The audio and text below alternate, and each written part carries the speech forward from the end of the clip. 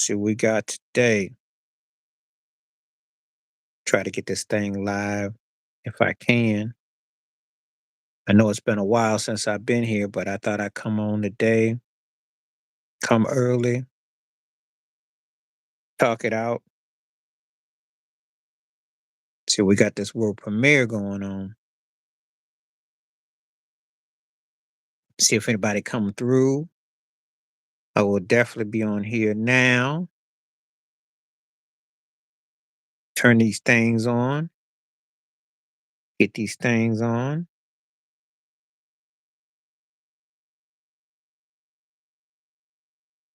Let's see. Uh,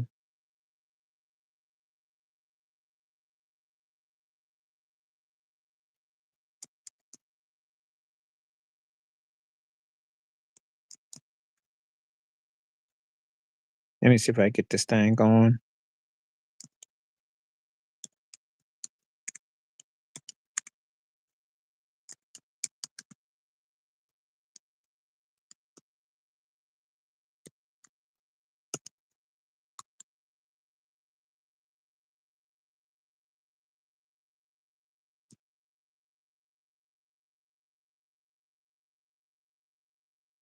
All right. We are live. And I got to start sending out some feelers out here so I can get some audience up in here. Let me see if I can reach some folks.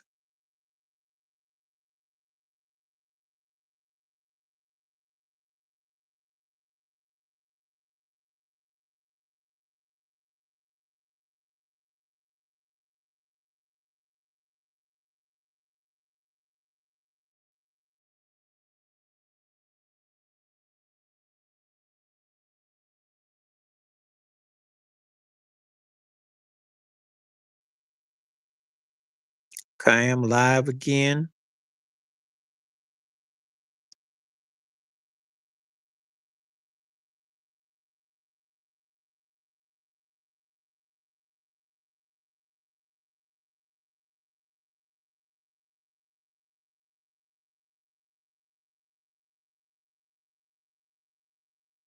Okay, so I got it live now. So very much in the mix. And so I'm just going to start sending out some fillers out there. The CEO will be here. We're going to see what kind of people come through, if anybody comes through. Um, Keep it short, simple. If I get a buzz, I'm on here for at least a couple hours. If I don't get a buzz, I'll make it like a hour or less. I just want to see what comes on because it's kind of, you know how it is trying to send these notifications out to YouTube. But anyway, here I am. Please hit the like, subscribe, welcome membership. Anybody wants to donate, anybody wants to bottle, because I like, you know, bottled waters, or I really care about it. Anybody wants to feel free. But anyway, take the poll question. The poll question today is entertainers and athletes in their podcasts. Are you a fan of it? Do you think that they say too much, don't say enough? How do you feel about it? It's a good basic question. It's a lot to get into. Depends on what you want to do today. Um, Obviously, there's Diddy Watch. Will he get bail or not? Will he? I did a video, so please check out my podcast, my channel. I said, will he be free for Thanksgiving, or will he be a stuffed turkey? Pretty simple as that. Um, Ice Cube, Kendrick Lamar just got albums out yesterday. I did reviews on those too. So those are my videos too. So feel free if you want to check that out. And it's interesting, those albums kind of remind me of one another too. It's almost like I could tell you that this is what Kendrick could see. For me, Cube moved me more than Kendrick. I like what Kendrick does, and I think he's a very talented writer, but there's something about Cube's personality that just hits more. And that might be like a block, but it's just sometimes you hit things different with different people. That's all. So, but they both came out with records yesterday. We're not in the day and time where people are really caring about record sales, or you know, and of course, an old school veteran artist and hip hop is a different animal. It's not the same as in pop music or in country music or something where you could be older and younger and the record sales will hit the same with people because people's mindsets is not like that. So they regulate the older rappers to a certain type of vibe. So Just saying. So before anybody, comes along with that, that's just what's going on with that. So that's going on. The big Matt Gates situation, first Attorney General, then I make the pass through for Trump. So that's going to be something to keep your eye on. All the ones that get turned away at the door, we're going to keep an eye on that. There's a lot to do. This thing that inspired this thing about entertainers and athletes podcast actually was football related because Michael Parsons of the Dallas Cowboys, he's been speaking out loud on this podcast. And I noticed the heads on sticks got a problem with that. Now, see, this is the thing. We're in a day and time where any way you can get the bag or you get views or people won't get to hear you directly, you speak your truth, you speak your piece. So there's nothing, not a problem with that.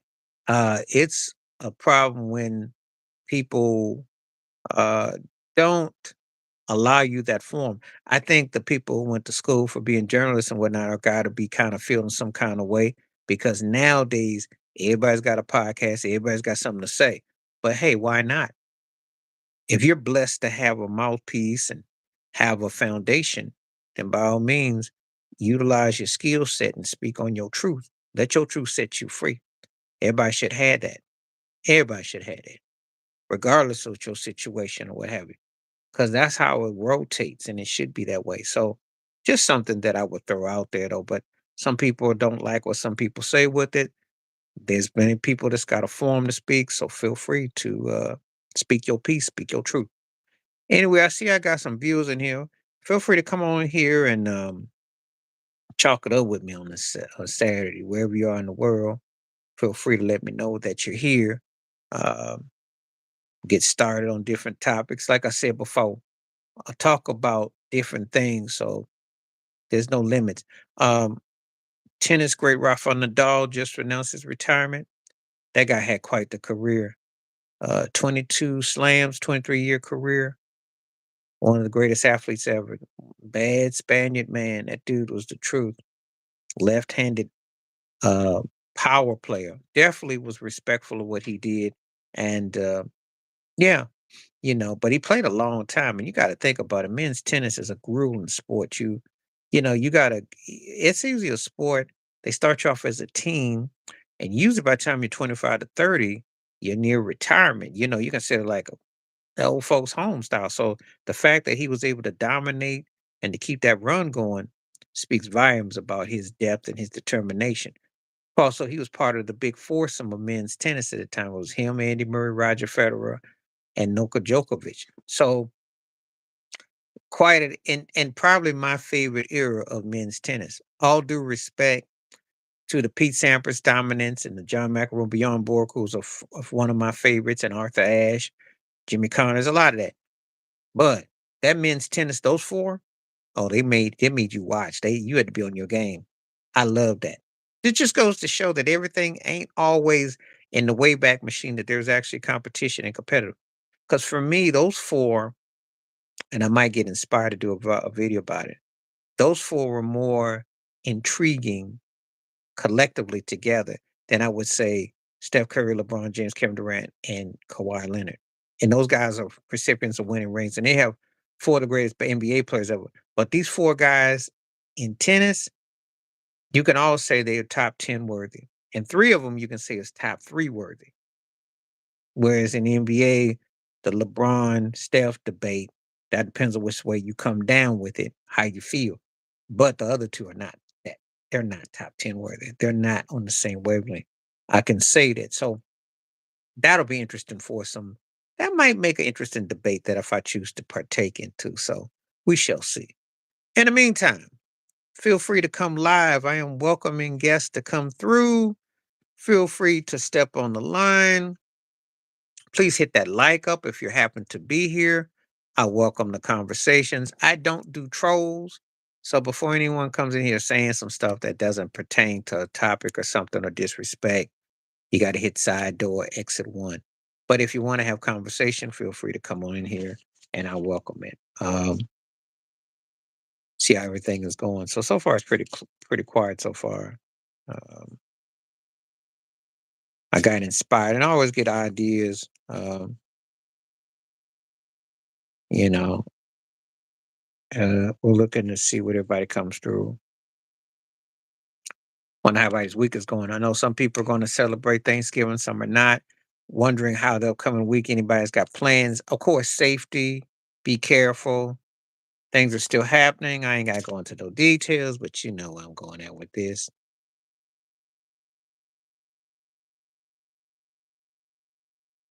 I hadn't seen this nice, lovely response from Philip Holmes. Um, wow, this is pretty. What a wonderful way to start my day. Wow, I hadn't seen this. Wow, I tell you.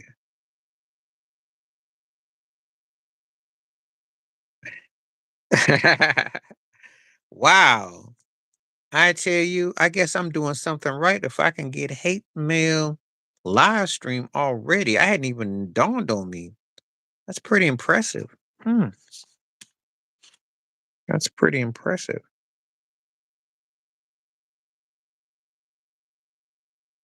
Wow.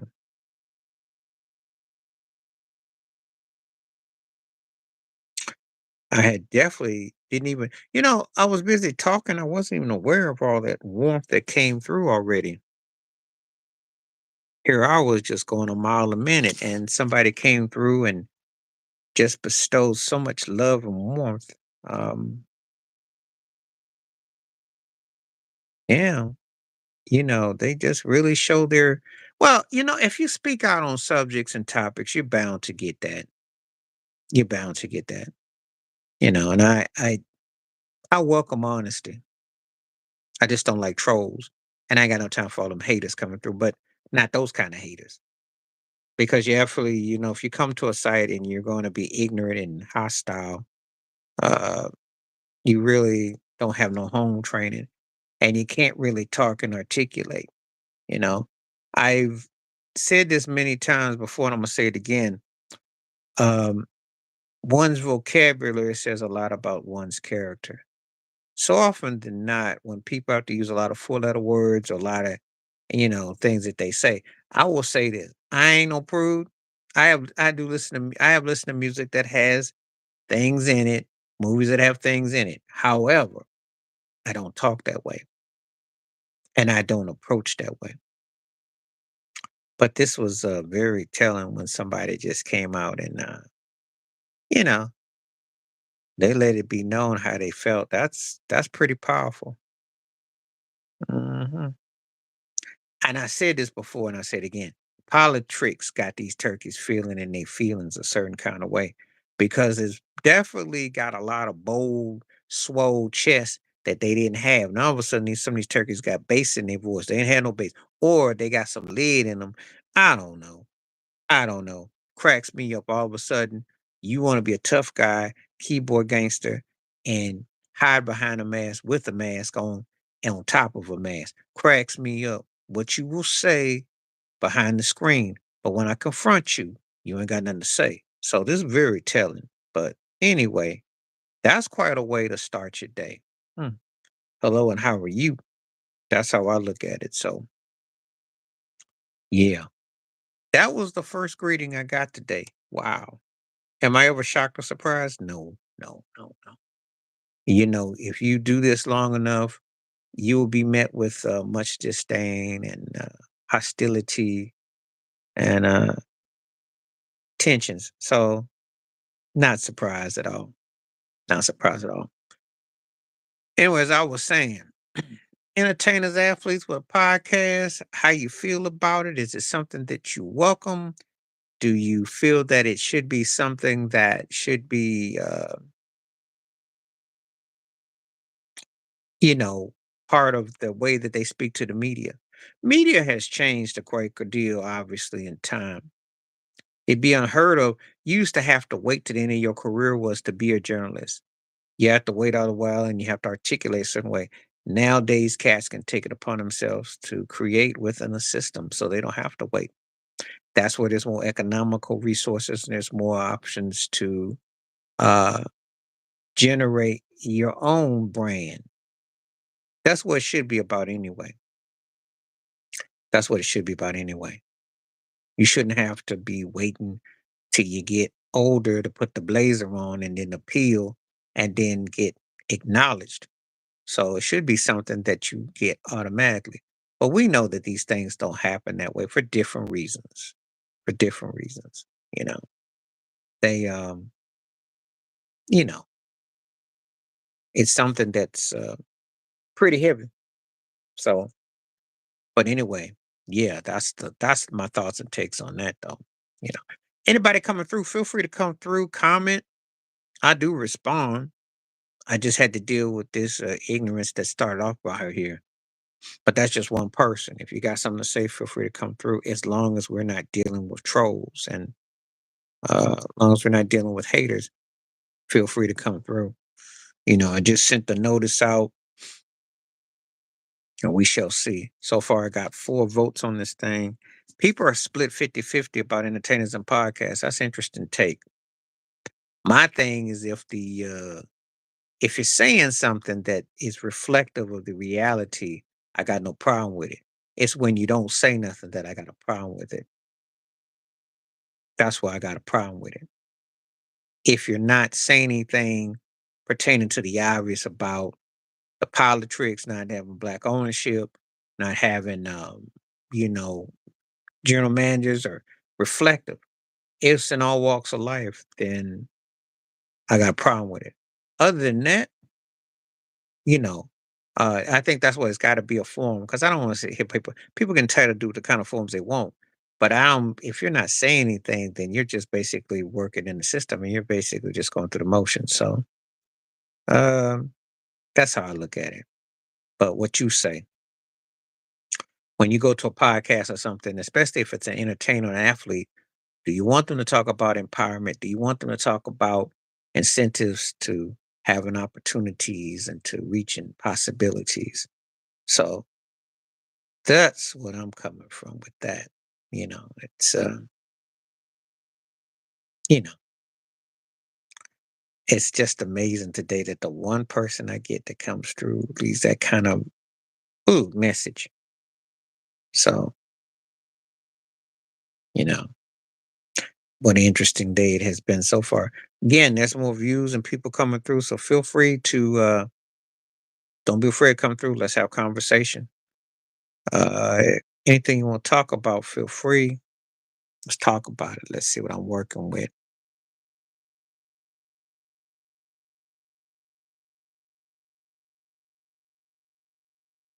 I know it's still an early day. And again, depends on where you are, what you're into. Um,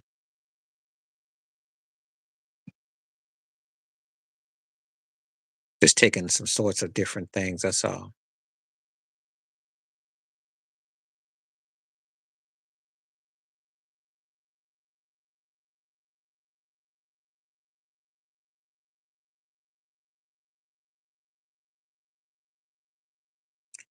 I just was like reading some different things though. It's a lot to get into. Lot to get into. Lot to absorb. I'm sure the regulars who usually come by probably didn't get the message, and that's probably what's up though. So I have to look at something real quick.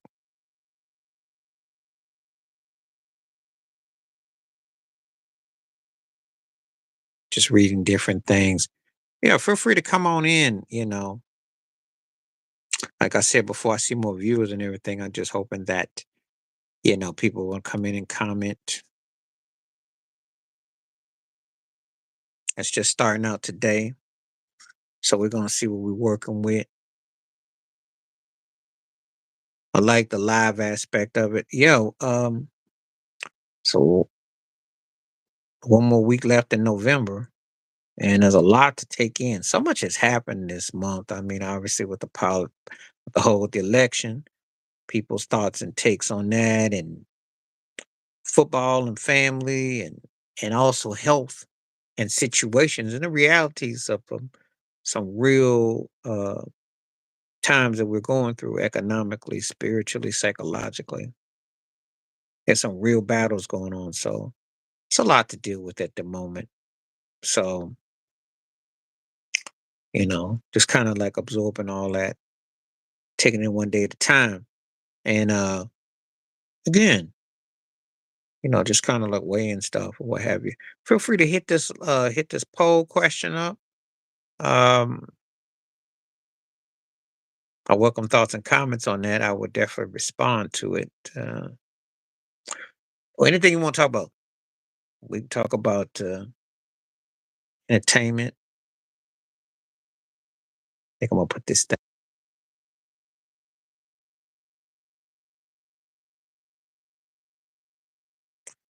Looking forward to getting some more people to come through though. See what we got real quick.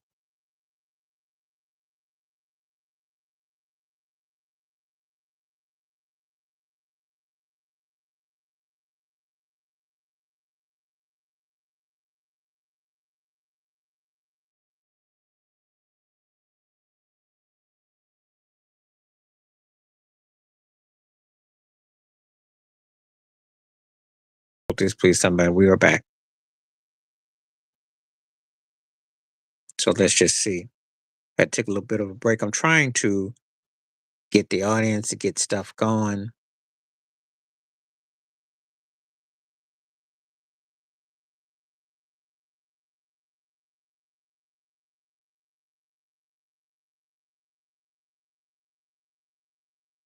This thing not doing that.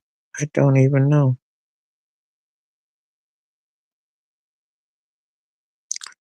I see more people coming through. I just don't see anybody coming through.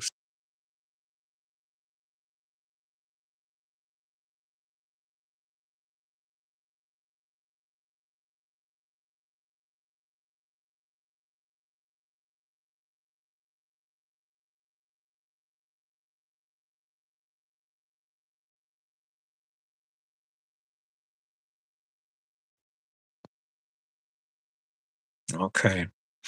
So hopefully we'll see if we get some buzz. See what we're gonna talk about. So yeah, been on here for a minute. Got 5 votes so far. 60% say yes. I'm with it. I'm with it. I remember like they always want people to be articulate a certain way to get these to talk. And so now everybody's got a chance to have a forum. Some people talk about they went to school for this, they went for that and the other, but I'm just telling you that everybody should have opportunity to you know, to talk. Everybody should have that. I got no problem with that at all. If you got something to say, and if you got something to say it. So, you know, we're just gonna definitely see how everything goes. Um, Again, waiting to see anybody want to come through. I see a lot of people out there viewing and coming through, but if you got something to say, come on through. I had to delete because somebody said some real negative, vulgar, and things that didn't have no place on here. But as long as we can have healthy conversation, I welcome it. As long as we have a mutual rapport, respect, I welcome it. So let's see what we're gonna do. And I will be here for a while. So it's a good way to spend a Saturday. I'm gonna give it at least I give at least another half hour. Did somebody just come on? Hey, what's happening? How you doing? W. Milton. Where you coming from? And today is the Sabbath day. Thank you, W. Milton, because that is the accurate truth. Actually, I had a church discussion about that, and it was revealed, but it actually was in part that the Sabbath day is Saturday and the middle of the week is Thursday. That's some real interesting philosophical difference. Okay, North Carolina. Well, thank you. Glad to have you. I have family in North Carolina growing up back in the day. How's your day going? How are you? If that happens to be your name, that's a very distinctive name too. Elvie Milton. I've never heard that name before. That's very angelic. That has a very spiritual connotation, if I must admit. What's up? How you doing? Thank you for coming through. Thank you, thank you, thank you.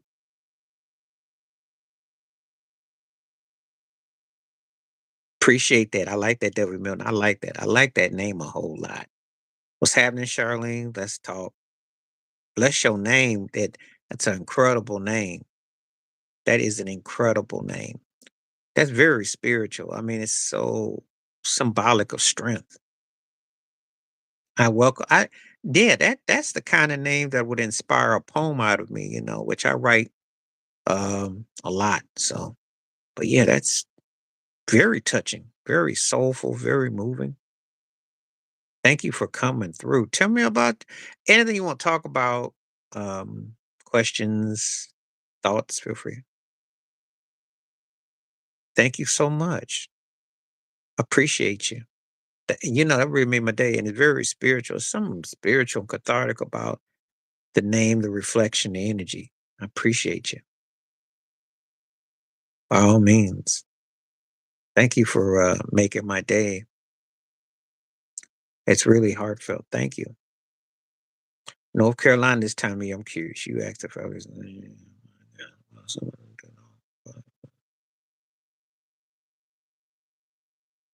Thank you, Dub. Appreciate that. Yeah, Charlene, I will get your take on this. Some of them do, and all of them going.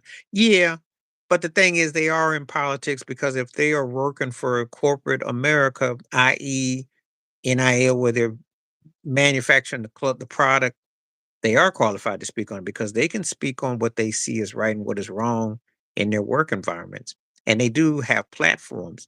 It is corporately ran and sponsored, so they got a subject title to speak on a lot, especially if you are a college-based athlete in the last few years with NIL and everything and all the money that goes to college football and sports and the TV revenue and all that, you was part of politics. Now, whether they are qualified to necessarily know the names or certain things they go, but they are part of the politic reign. They are being used as an endorsement, and they're being used as product pitchmen and women, whether they like it or not.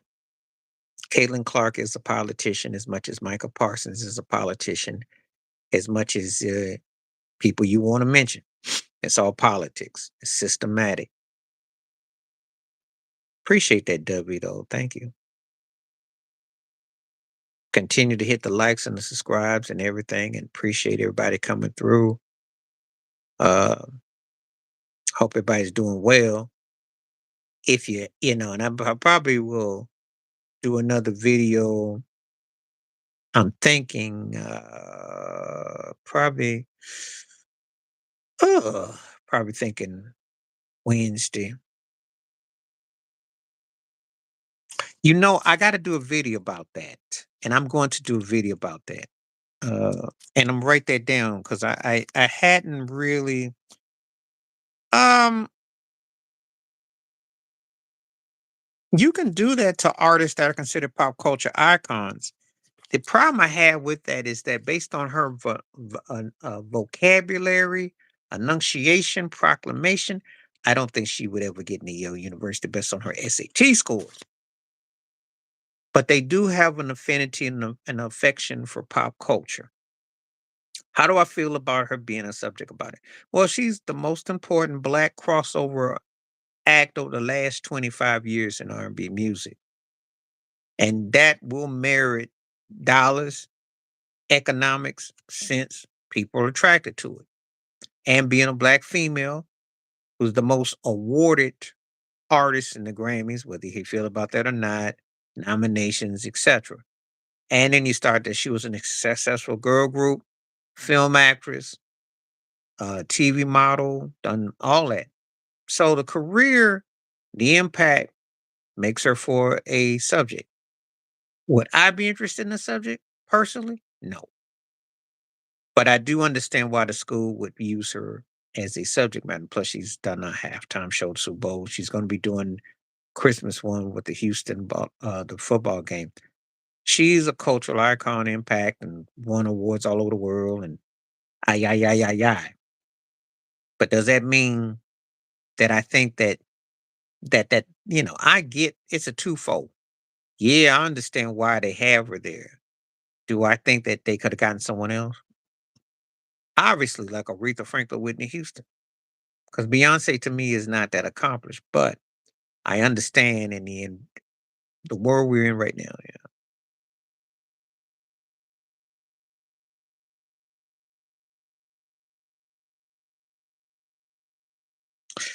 Well, they making her out to sound. Thank you for giving me all that heads up. They're making her out to sound like she's Nina Simone. That's pretty heavy. I don't quite hold her in that regard. I'm sorry. I'm gonna write this down because I need to use that for my video, and I'm going to give you a shout out for that, Charlene, because I wasn't even. I had thought about it. Radical through history, culture. Her impact is there. Politics and music. Mm, mm, mm. See, this is the thing. Yeah, but see, the Creole hood rat from around the way. I don't. I know. I just don't. I don't. You, Nina Simone, Ali, Bob Marley. I agree. I agree. Stevie Wonder too. Marvin Gaye. I agree. Tupac, Black Panthers, and his message and all that. Well, they overcame enough to work in alongside of folks. I don't think we've overcame races, but I know what you're getting at. Jimi Hendrix would be compelling. Think about it. They never ever like to really showcase a black man playing guitar, and he's still considered the standard. And where he went, what he did is still groundbreaking. Little Richard would be compelling. James Brown would be compelling. Those are compelling figures. Whitney Houston would be a compelling figure because she was a black female artist in an era and a time when they was mainly selling black male artists solo. And Michael Jackson, Prince, Lionel Richie were big. There wasn't a black female solo artist that had blew up at that time because Janet Jackson hadn't came up with Control yet, and Anita Baker hadn't blowed up yet. They spoke out on it. No, it didn't destroy them in terms of what they accomplished, but it aided the core of them, though. Make no mistake about it. Made no mistake about it, because Michael Jackson had to he spoke out about it a lot. Nina Simone did. Ali converted over time. Marley spoke out, and they took Marley out. And there's CIA video out. You got to check that out. It's on YouTube. It came out about Bob Marley. Aretha Franklin spoke out on a lot of stuff. What they did in public and what they were like in private is two different entities, but they were definitely aware of stuff and they let it be known. But I appreciate you, Charlene. I'm gonna put this out. This will definitely be something I'm cooking. Hold on just a second. Don't knock.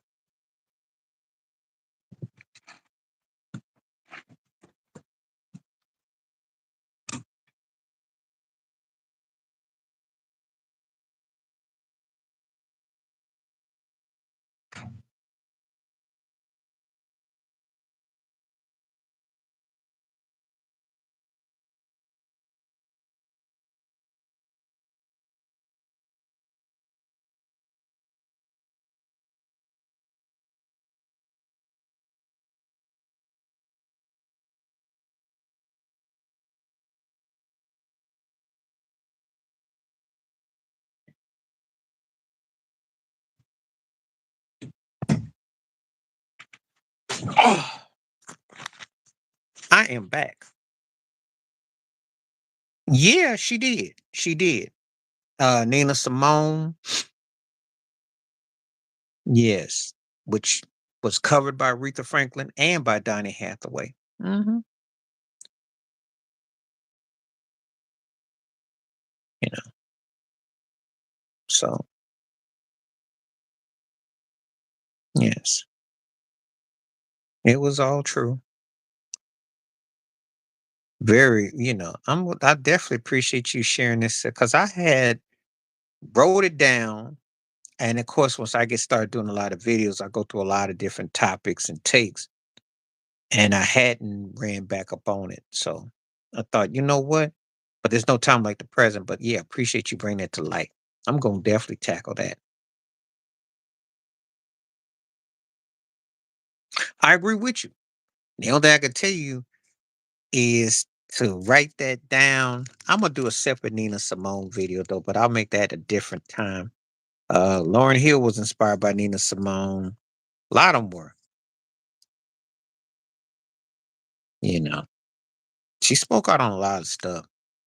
But again, they want someone that looks a certain way that's non-threatening. It's so much, like I said, politics.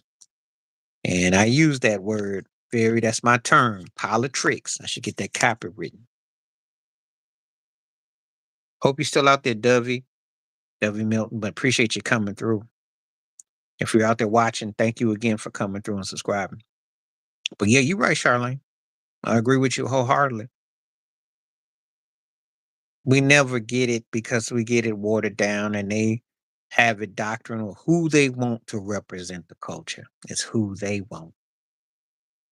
That's the reality. Yeah, thinking, what would I do? I'm doing all right. Chiderick, how you doing? Good to see you. Feel free to talk away. I'm welcome you. Understand me. Michael was always conscious. What he went through with his imagery didn't take away from his black reality. Can I say that again? Well, what Michael went through in his yeah, didn't take away from his black reality. He changed his imagery. Some of it was because he was doing the conditioning. He did have medical situations. Some of it because of issues at home. He never lost track of who he was. You do know the story why he was so adamant about Thriller being as big as it was because they told him off the wall was too black. He bought the Beatles catalog. He made stances. That's not really any hope, T Dub, because I'm gonna tell you something. You should, unless Sam Donald just stinks it up. But the Bears, I don't think you got anything to worry about. The whole thing with Chicago is a mess right now. I think I did a video about that. I did. Caleb, it's a disaster. Somewhere right about now, Justin Fields is like, I think you're gonna get a W. They're not the same after that tipped Hail Mary in DC. I think you should be able to get that dub. The way the Bears look right now, the Bears are looking like Cleveland. They ain't been the same since that tipped. They look, if they had a won that game, I'd have said this game would have been huge. But we're talking about a team that should have probably been in second or third place that's going to ride the bottom of the pine. And they've been the old lovable Bears you know and love. They blew a golden opportunity. That one game didn't really much flip their fate. Because ever since that game, they lost three straight and they've gone right down the drain. Their offense has been horrible and they look disastrous. Beyonce is because, again, being a black woman, the right place, right time, uh, her success, power couple, you know, she's had president, first lady, and people have just celebrated over and gone through it. So there's a lot of factors involved, a lot of factors involved. But it's not always based on the artistic aspect. It's about the crossover commercial appeal. That's the downside about it. Mhm.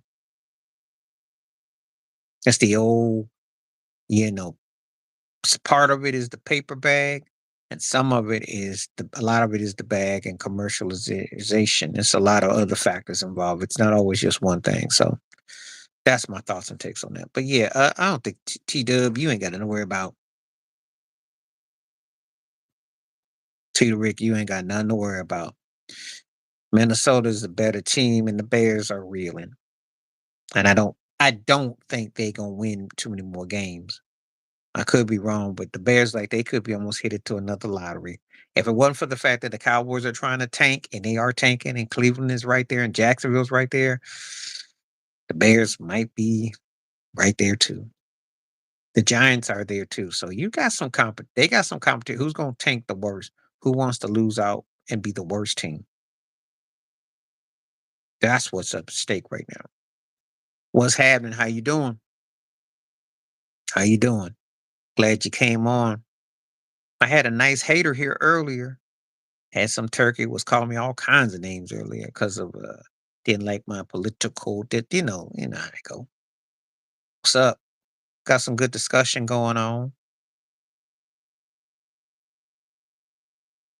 And I didn't tackle a lot of videos. Oh yeah, yeah.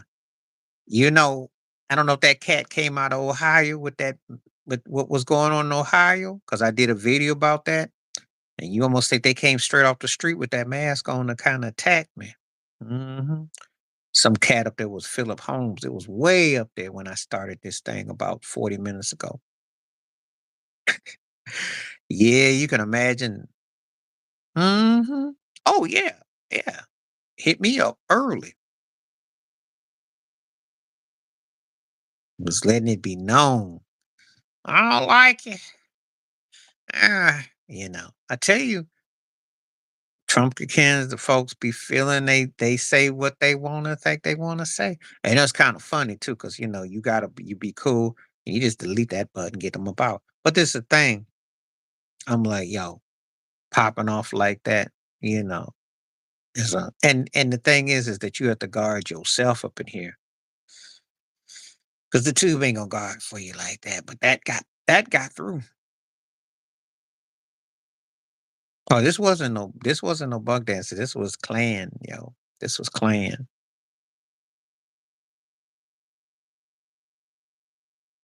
Yeah, I'm watching that right now. I watched him because he's on Real Life. I watch Real Life with Jaguar Wright. I seen DeHaven. DeHaven got a lot to say. As a matter of fact, DeHaven is saying that Jay-Z took some of his life and made it into his own. Jay-Z can't talk about nobody snitching. He wouldn't be where he is if he didn't snitch. I was telling a buddy of mine recently, and I had this story. I said, you can't be Jay-Z and have R. Kelly to your left and Diddy to your right, and then act like you go like you don't know nothing. You Casper. I did that video, Ted. You already know I did that video, and I tore all up in that. I did that video with quickness. I was scrolling yesterday, and that came on my feed. I said, "I'm doing this video." Daniel Jones, that's a roast ready to have. That's a fun roast. I saw them heads on ESPN. Someone was trying to take up for him or saying he didn't get coached right. I'm like, no, he sucked. He was a lifelong backup. Todd McShay even said it. Everyone knew that this cat, at best, was a backup at best. Well, they stuck with Danny DeVito. I see who their backup is, and Drew Luck. Yeah, they'll be a number one seed for lottery with them two busters. Them two turkeys they got, yeah.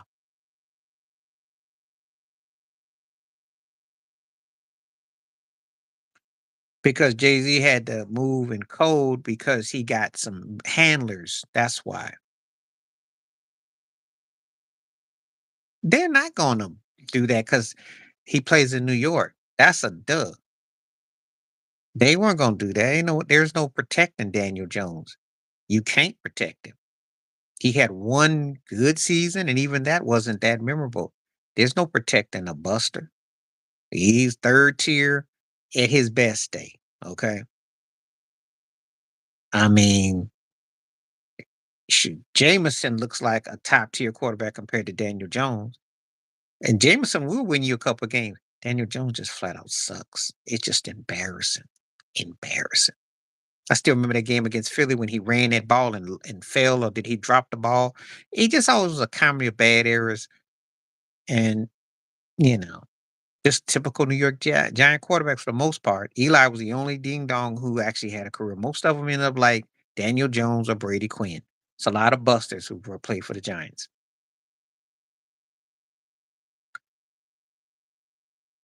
Because Jay-Z ain't cut straight. He walks in funny cycles, and I think if you sense what he's really about, then you know he ain't about much, you know?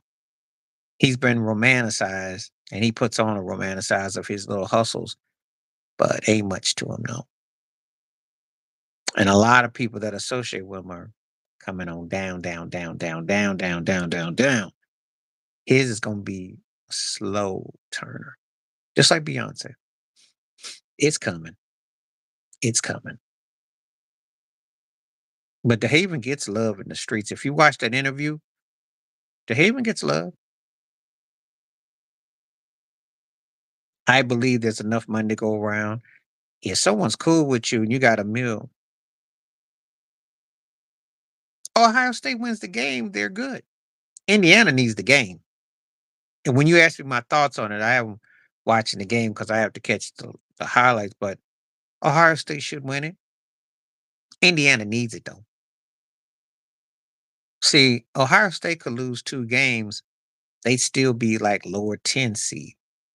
Indiana lose that game with 1 loss, they but will be 11 seed. But they win, they move up to 6 seed. See how this works?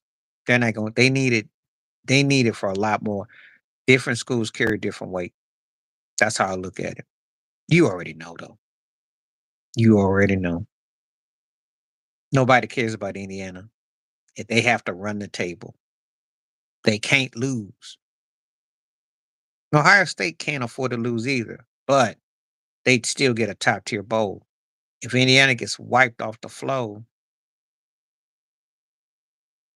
so that's all I got to say about that.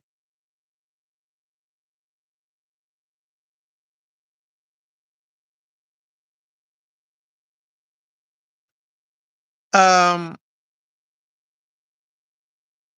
because he wants it, because there's a couple factors to think. Somebody got some money on him. This is the start of the Jigga takedown. The ones that are closest to you are the ones that bring you down, and they're working for an agenda. Um, and they've been waiting for someone to kind of pounce on him that knew firsthand. So I think it could run the gamut. It's not by accident. It never is. The cats just don't come out the blue unless someone's got a plan or a motive. And someone puts enough money on him, he'll got Jay-Z stories you couldn't even imagine. He'll be talking about Jay-Z and him sharing a box of Cracker Jacks and fighting over the prize. And they probably even remember it. That money make them have thoughts. Takes anything to blow it up. But yeah, Jay-Z would be man of interest now.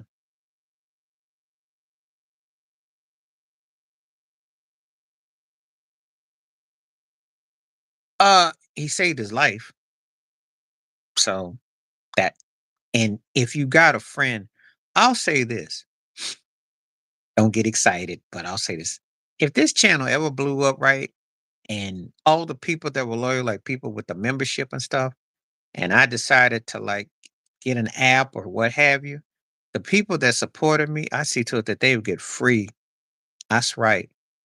So anybody donated something, I see to it they get something back in return. That's how I am. I can't speak for nobody else. I had those kind of friends. Ain't got but few, but people I've been cool with, I can count on them anywhere in the world I'm at. Money wise, we good. So that's how I look at it. I can't speak for others. Tell me about the FIBA rules though. The NBA ain't gonna do that. They're not gonna do that. I did my video about Adam Silver and Shaq already, and the only part I didn't put in there is Adam Silver says we're thinking about moving the 3-point line back or something. He ain't gonna do nothing. He's happy.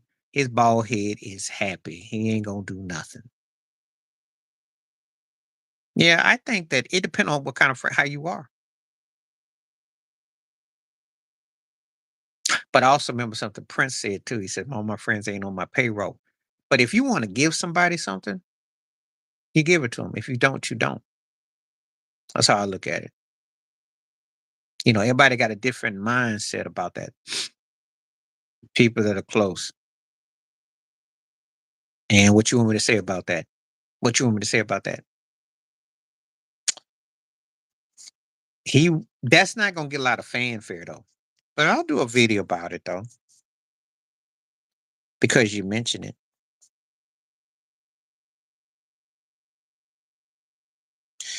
It's a, it's just that his career is not as memorable as it should be. He may have passed them up in threes. He ain't passing them up in career though, and he should have. We should be talking about James Harden like we're talking about Steph almost, or mention him as one of the 6 or 7 greatest two guards or higher. He ain't gonna get that. He ain't gonna get that. And that's because he didn't finish the job at hand. He'd have probably even had as much love as Steph because of the beard, the Euro step, and he had people sparked 2060 because he's the last American born player to win MVP. His peak in his prime was something else, but he didn't possess the next. And the next is why we don't talk about him. Not like we should. Not like he should be talked about. No, he ain't. No, he ain't. You a Packers fan. You should be very happy. You had to have seen this on the wall with what happened to him his last day in Green Bay.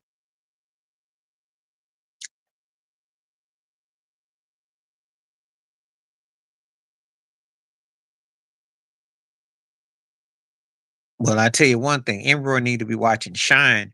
I don't see Shine saying all that. Now, Shine looking like Obama's cousin, first, second, third cousin, looking like family. Uh, Jay-Z's paying him.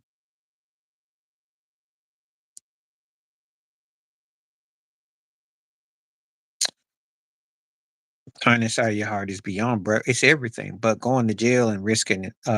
Well, if you're gonna take those risks for somebody, y'all better be the best of friends. Y'all better have a dynamic relationship. Y'all better, anybody keep something on the book for somebody. But I know Jay Z stuff is does not add equal. He's got a lot of handlers backing him. He ain't just jogging with the Warren Buffetts and grinning and hee hawing with Roger Goodell, all them people and Robert Kraft. They got money on tied to him. Truth is, Jay Z could pretty much run for president right now.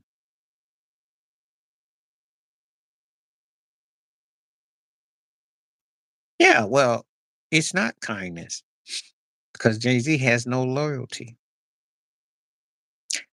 You do know in the R. Kelly situation, regardless how you come to R. Kelly did win that lawsuit about Tay Tay, his cousin spraying him in the eye and that whole thing. They did side with R. Kelly. No one has talked about the judgment and Jay Z and the payment or what have you.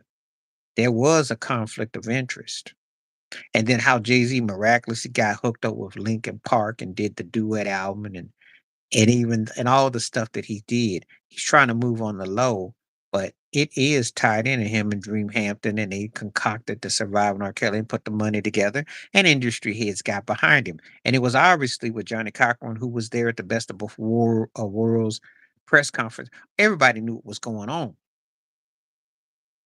I don't want to hear nothing about no Jay-Z being oblivious. Stop making this turkey out like he's walking around with Stevie Wonder glasses on, like his hair has Stevie Wonder things to it. Good to see you, blank man. In their prime, Sterling. Sterling. I saw them both in their prime. Shannon made himself into one of the greatest tight ends ever. Hard work, dedication. Sterling did work hard. I have to be very careful when I say stuff like this because people think that just because you blessed with gifts that you don't work hard. But Sterling Sharp was something else. Oh yeah, yeah, yeah, yeah, yeah. Well, that's because I saw Kendrick Perkins and them turkeys. This Larry Bird. I'm like, and James Worthy. I'm like,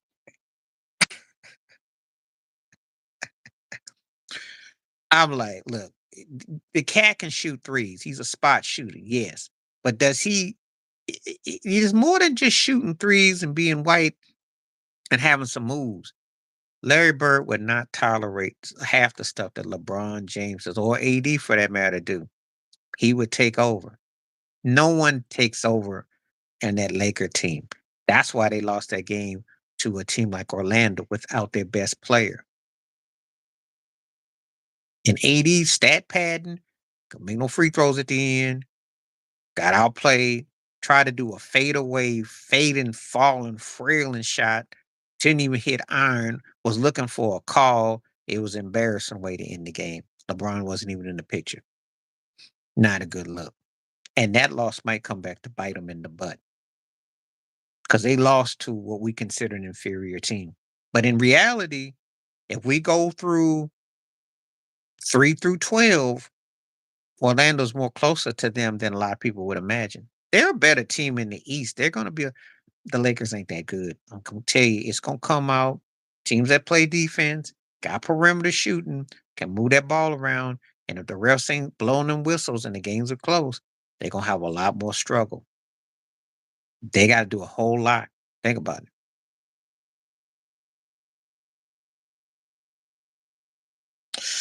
I'm taking Gates out because Gates ain't better than Shannon. And if we're putting in jewelry and impact, no, Grunk belongs. Grunk was a great tight end. He was a body tight end. He was great. Tony G might be borderline coming out too. Because for me, Shannon Sharp belongs in the conversation with Grunk and Kelsey and Kellen Winslow Sr. That's all I have to say to Tony G. But no, Shannon Sharp is one of the top 4 greatest tight ends ever in my lifetime. Gates got to go. I like Gates, but he ain't better than no Shannon Sharp was. Tony G, I got to go behind Shannon. Shannon got jewelry too and impact. So you can start them off with Grunk, Kelsey, and Shay Shay. Kellen Winslow Sr. was a heck of a tight end. He was probably the first tweener tight end that I saw. The guy that was like a tweener who was like a tight end combo, like a receiver. I'll never forget that game against the Miami Dolphins back in the 80s when he played out his mind. He did it all. And if he played in today's era, Kellen Winslow Sr. might be even ranked higher, but that's another story, another video. I like Witten, but he ain't in an argument with those cats. I like him though. Jason Witten is one of those guys that is kind of like Dave Casper, and Casper might get more love as a tight end. I mean, when you're talking about the history of tight ends, there's going to be tight ends that come up. Witten was really good, but when you're talking about the upper tier guys now, he ain't better than none of the 1, 2, 3, 4, 5, 6 mentioned already. Witten ain't in that conversation. George Kittle out of Frisco, I think is going to be more impressive than Witten. Kittle, if Kittle had a ring, we might have him in the top 7 because but the 49ers ain't winning nothing. That's why Kittle's is nice, you know. But Witten belongs in that. There's tiers to this though. And I gotta again, tight ends have gotten more romanticized more so in the last 15 to 20 years than they did back in the day. The ones that stood out back in the day were great. Jimmy Graham would be one of those guys that would get strong consideration. He was like a junior whopper, Tony Gonzalez. He benefited from the right system. Heap is good, yeah. But those last three guys ain't cracking those guys I mentioned above, though. That's the thing. They be on the bottom end of it. They're not cracking those guys. There are cats that I have not mentioned that were old school tight ends that would come before those guys. Jimmy Graham was special with New Orleans, though. Didn't know why New Seattle went and got him, though. And they used to own him, too, so I don't know. Heap is nice. Witten was nice. There was some tight ends I like. You might mention Russ Francis, the old 49er one, New England Patriot 49er one, you know. So it's a lot to pick from. Mike Dicker for his era as a tight end. Again, it carried different weight back in the day, but some of those cats would be bottom end of the top 10. So, okay. 58% saying yes to entertainers and athletes with podcasts. That's pretty good. We got a good ratio going. Got some good viewership. Please feel free to come in here, hit that like up. Please punch that like button up. And we'll hit the subscription, membership, do that as well. I welcome, like I said, good uplifting, good comments, good thoughts, good praises.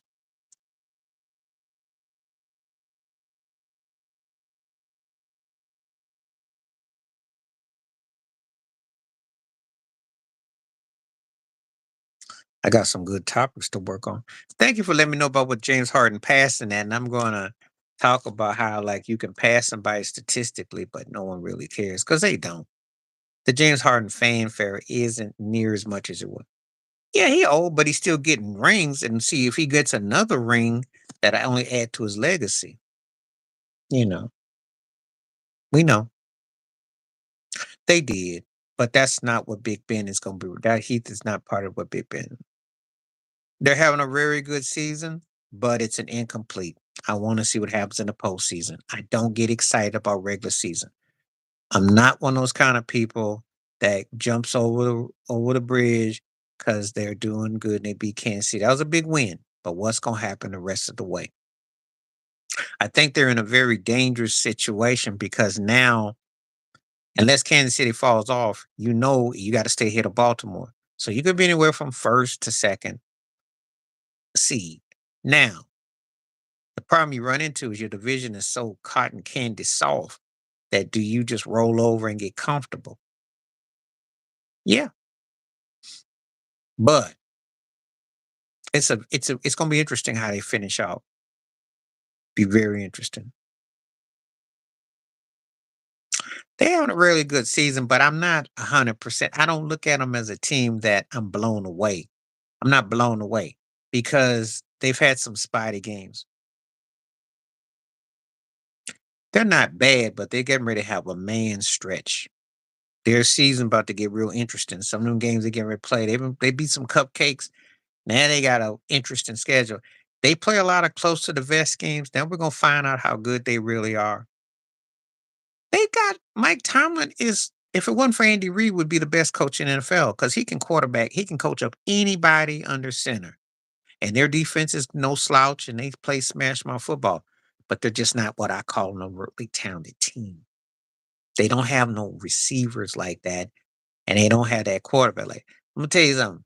Put him with a top tier quarterback and a receiver, and they might be a problem for Kansas City. It might be all they can handle. You know, the Broncos are incomplete, better than what you think, but not as good as And I think some of that has got to do uh, with their coach. Bo Nixon looked pretty good. They're gonna Sean Payton. They're gonna win some games. They're gonna be in games. They're gonna be feisty. They might be a wild card team, but this ain't the year that you know. But they're headed in the right direction, but they got a lot of kinks to work out. They still, a team that's they're still searching for identity overall. Better than what they were, yes. The Chargers are the most slept on team, and no one's talking about them. That's a big game against Baltimore next week because if they beat them, then suddenly the Chargers are right in the middle of the mix. And I'm gonna tell you something. Now they actually got a head coach who's got his head on straight, who don't coach like a crackhead. They're winning games that they used to blow. Justin Herbert is actually progressing while Joe Burrow is regressing. And maybe Harbaugh catches him enough to make him a postseason threat this year. No one is paying attention. Now, the Chargers still had their moments where they give up stuff on defense and they can get laxical, but they are winning games. Justin Herbert, we've been waiting on him to arrive. He's been on a milk carton for a few years. So we're going to see. But I think they might be a year or two off. But the AFC Central West might be compelling. But the problem is that Mahomes is so far ahead of everybody that you just got a feeling that, trying to catch up. But we'll see. We shall see. But I think the Chargers definitely, I think Harbaugh made the right call there. Who wouldn't want to coach Justin Herbert, especially if you can win? It's going to be a big game, though.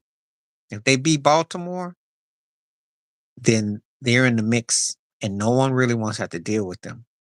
If they lose, like a lot of people think, then it's another year, about a year or two away. But I think that the Chargers, the Broncos, one of those two teams is going to be a team that will definitely move up a lot come next year.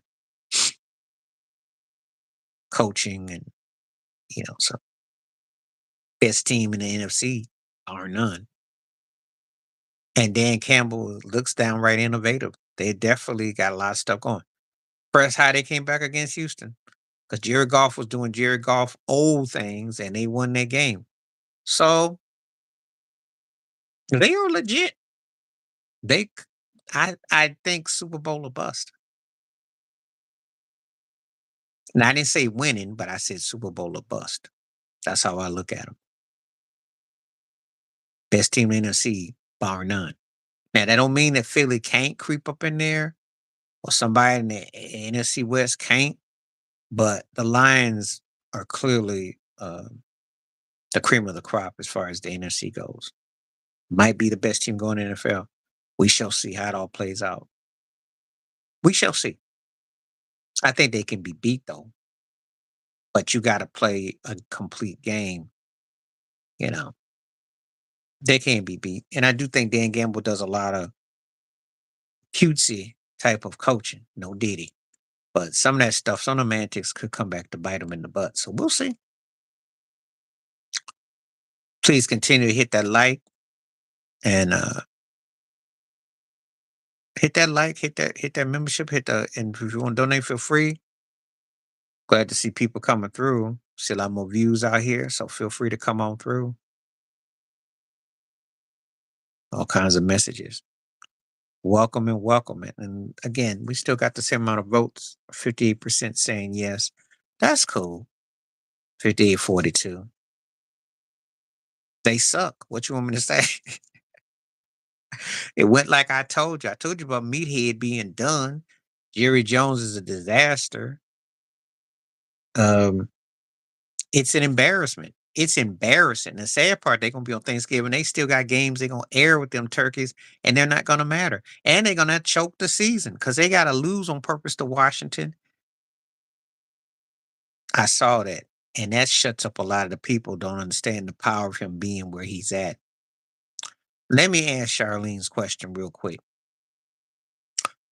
I don't think he will, but I think it's loaning itself up that he might get some kind of a deal. If he gets a deal with this, then that means he's got hope for his case. Let me say that.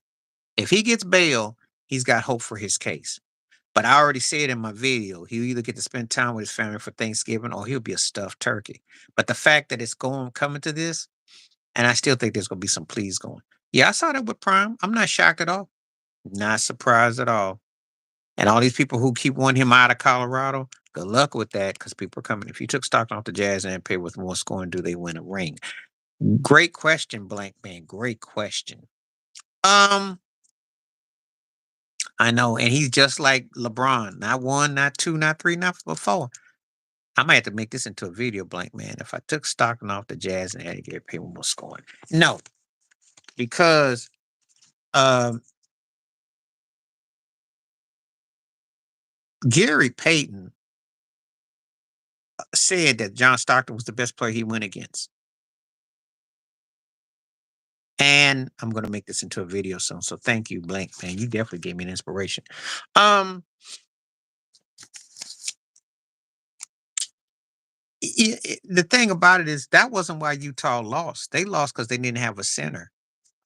They lost because they didn't get enough scoring, but that wasn't from that perspective. Um, the situation was that Ostertag and Foster just was soft and they didn't deliver. They wanted Ronnie Cycler back in '98. They didn't get that. I think if they had gotten Ronnie Cycler, they may have won that ring. They just that was the problem.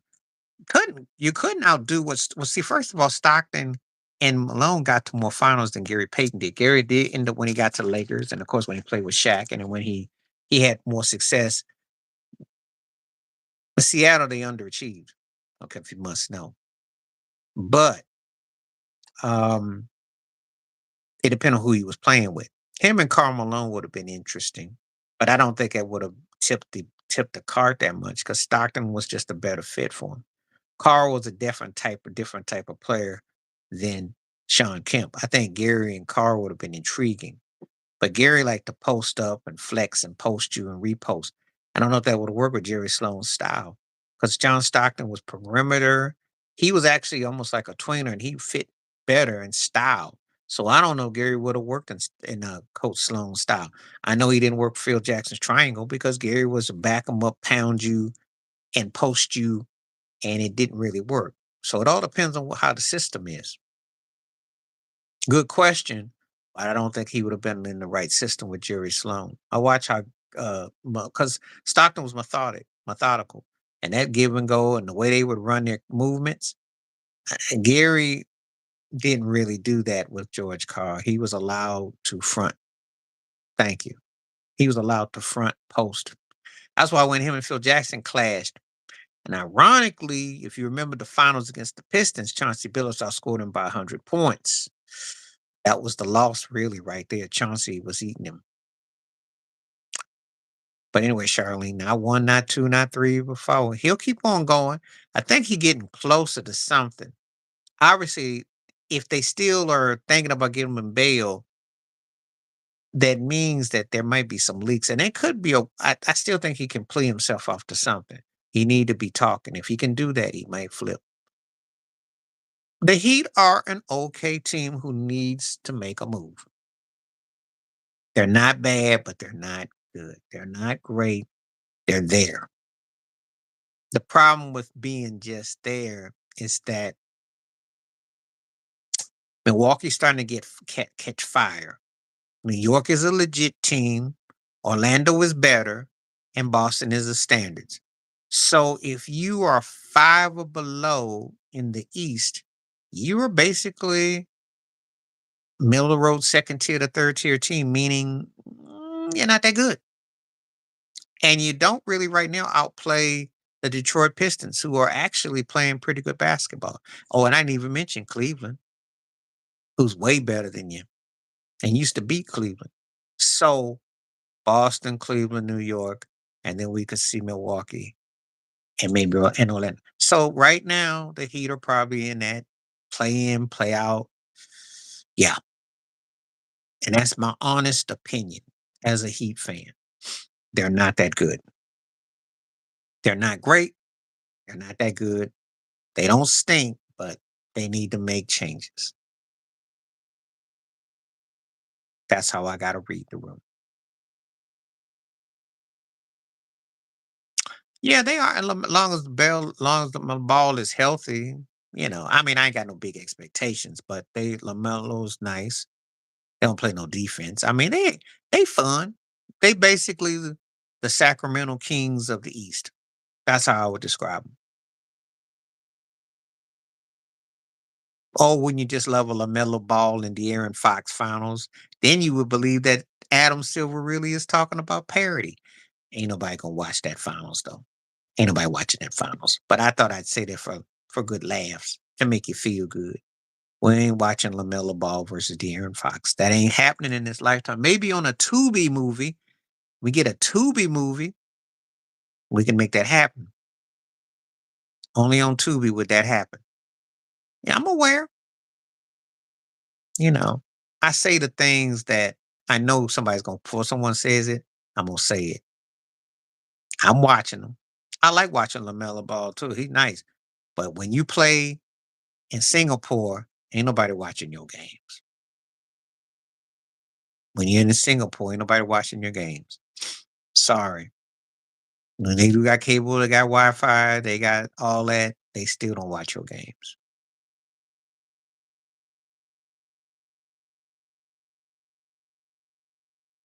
I don't think they stopped fighting. You gotta remember Andrew Bogut was hurt too.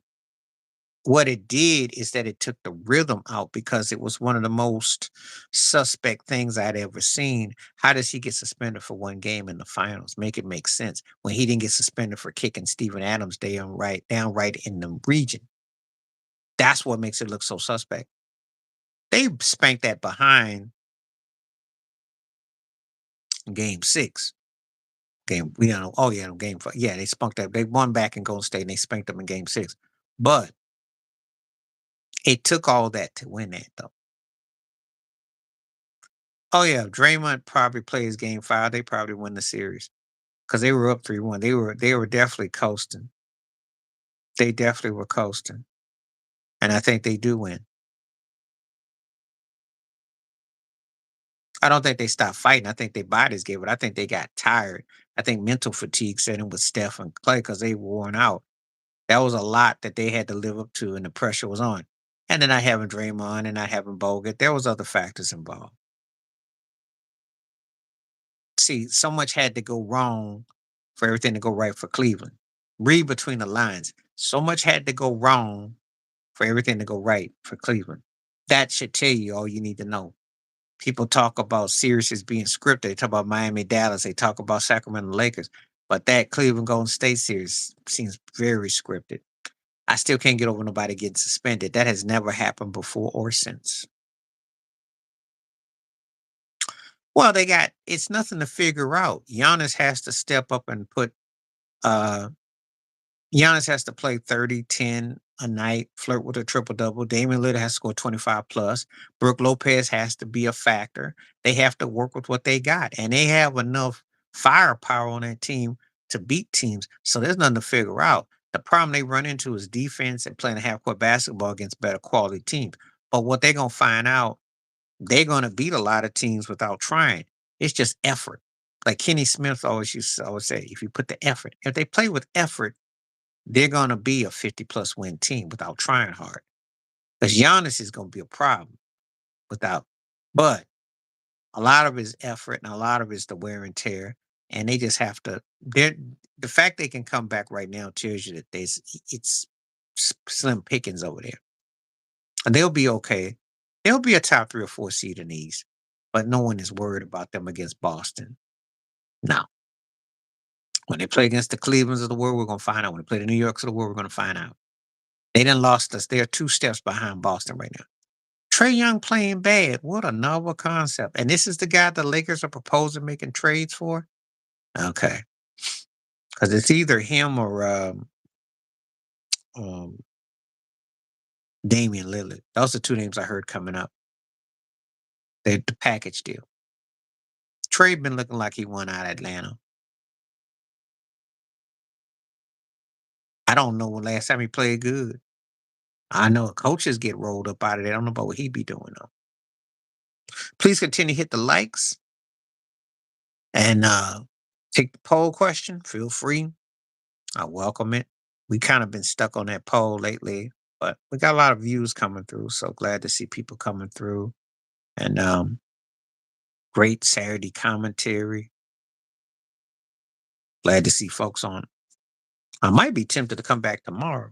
Actually, I might. I don't know because I'm thinking how my week's gonna go. I might do it tomorrow.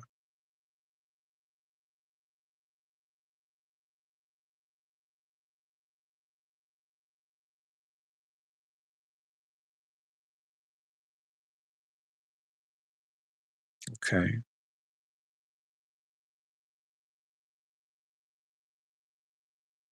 So we got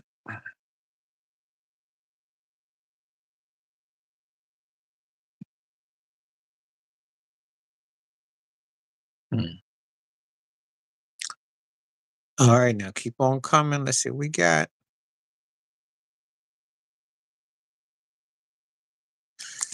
Anybody out there for a free comment? Come on, come on. But anyway, yeah, that's what I had to say about that blank man about that.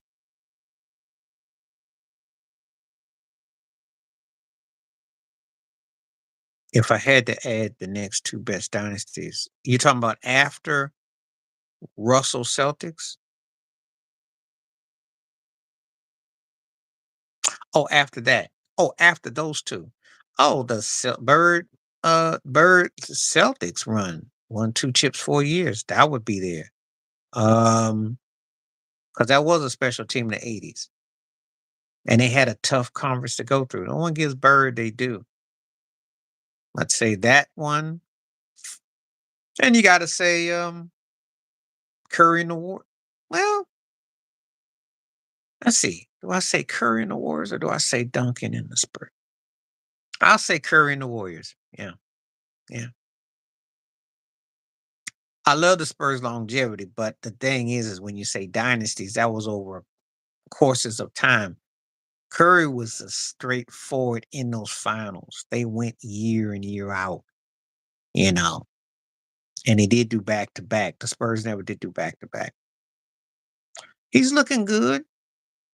They again, it depends on what they support him with, and can they get the right talent to catch him? And it's the one.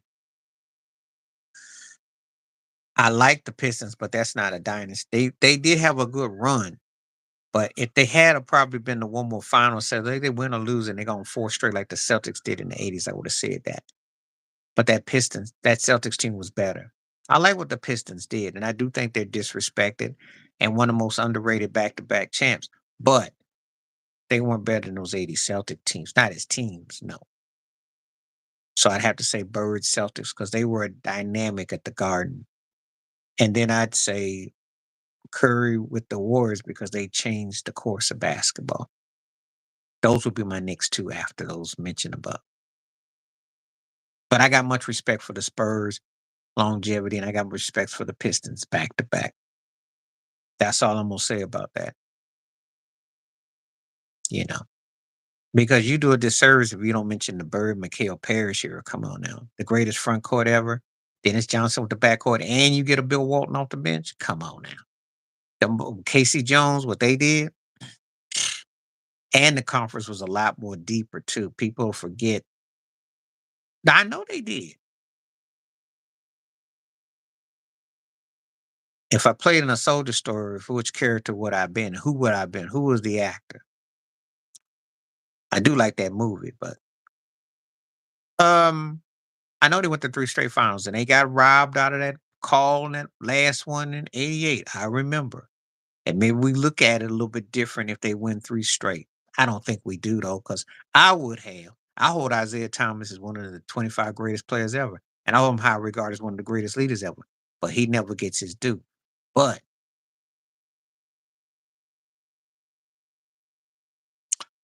this is a good question. I'm gonna have to make this. Thank you. I'm gonna use this for a future video.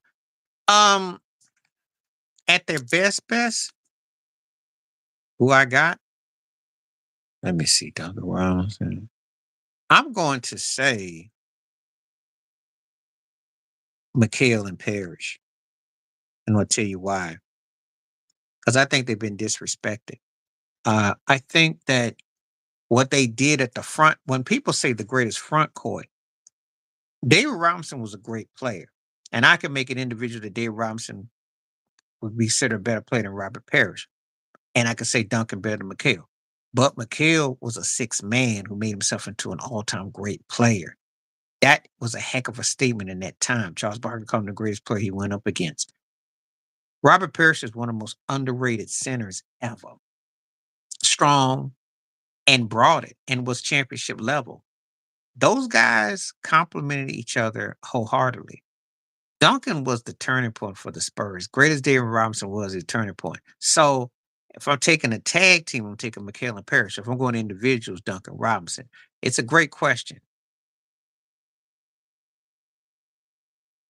My biggest buck, the biggest dance set this month is got to be. Who is it? Is it out of Al Sharpton and Roland Martin? Especially on Rolly. He Rolly got that 350. Rolly. I like a cream a lot. I give you that. Dave Robinson. I like Patrick Ewing, but David Robinson, remember, MVP, scoring title, and he came up. Ewing was better in college, but I didn't like his professional career. I got to go with Dave Robinson. Dave Robinson is underappreciated, athletic, a force, and all that. Um, I don't think. I don't. I think that you can say that, but then again, I don't know if I would say that. I don't. I wouldn't take him over Olajuwon. That's just me. I don't. I wouldn't take him over Akeem. College, I would. NBA, not me. I know his knees compromising, but what about them off shooting finger rolls and fadeaways, and he just wasn't clutch? I think Olajuwon was better. I think Ewing was greater in college than I do when he's in the pros. I thought in Georgetown he looked like a more of a beast. Um, that's just me. I think what hurt Patrick Ewing is not having the right talent around him. Had he had a Michael Ray Richardson, if Michael Ray Richardson had been able to stay in the NBA, and I think that if Bernard King, well, I could say the same thing about Olajuwon. Olajuwon did get to the finals with Ralph Sampson that one year. And Olajuwon, Michael Jordan hold Olajuwon in held regard. No one ever talks about Patrick Ewing in the same regards. I'm taking Moses because I saw it up close and personal, and I liked them both a lot. Elijah was more athletic and everything, but Moses took teams to the he took Calvin Murphy, Robert Reed, and those guys.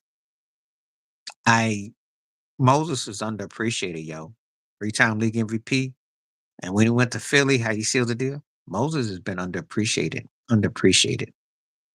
That was a man. Anytime you get your own self rebounds and you get 30 of them, Moses was like the original man about talking about the barbecue chicken. He was something else.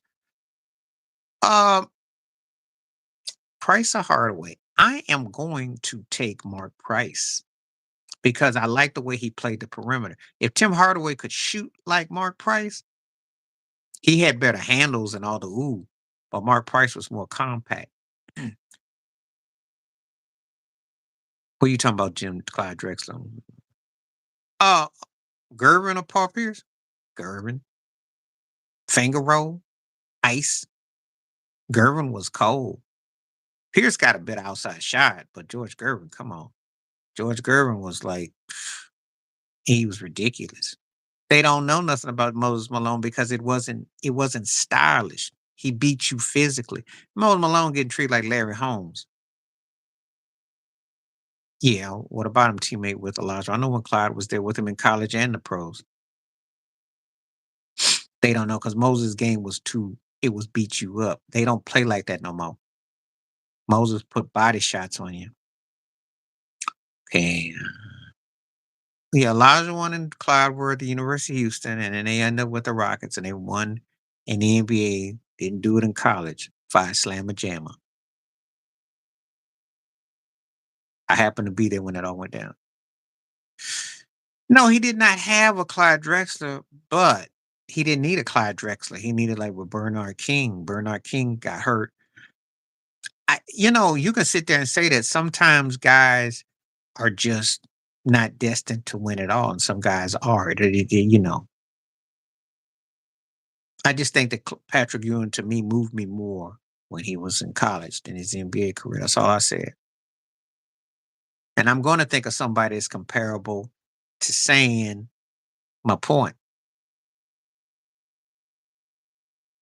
The White did get to the finals. The White's problem is he didn't have, at least Patrick Ewing had an outside shot. If the White Howard was shooting threes or had an outside shot, that's true. But you still have to hold your own as a big man. You still have to do the things that are distinctive. Can't give you a cop out when you don't come up in your own. Patrick Ewing did have a couple years he got outplayed by Rick Smith and he got paid outplayed by Olajuwon. And he was a passer who was athletic.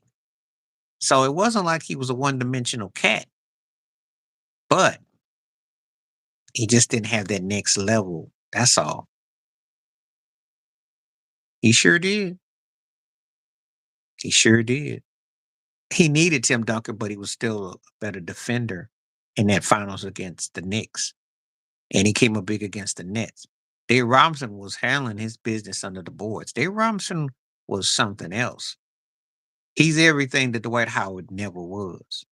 Just saying. Had that physical build, but had athleticism, agility, and ability. And I wasn't even the biggest Dave Robinson fan, but he did win scoring titles. He did come up big. I know about Patrick where he was. I just wasn't blown away by him. That's all. Not like that. And I'm not taking him. He did quite well, but you notice is what you got to say. They did a great job. It took a tag team against him. Yeah, he was. Robinson was the prototypical modern day center. You know, but you know, it's a good lively debate.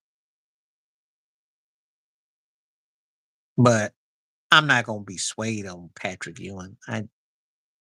I wasn't blown away by his NBA, like I was when he was in college. I'm just gonna keep saying the same thing. I thought he had a really good to great NBA career, but I thought he was definitely a great college basketball center. And I never was moved by, you know,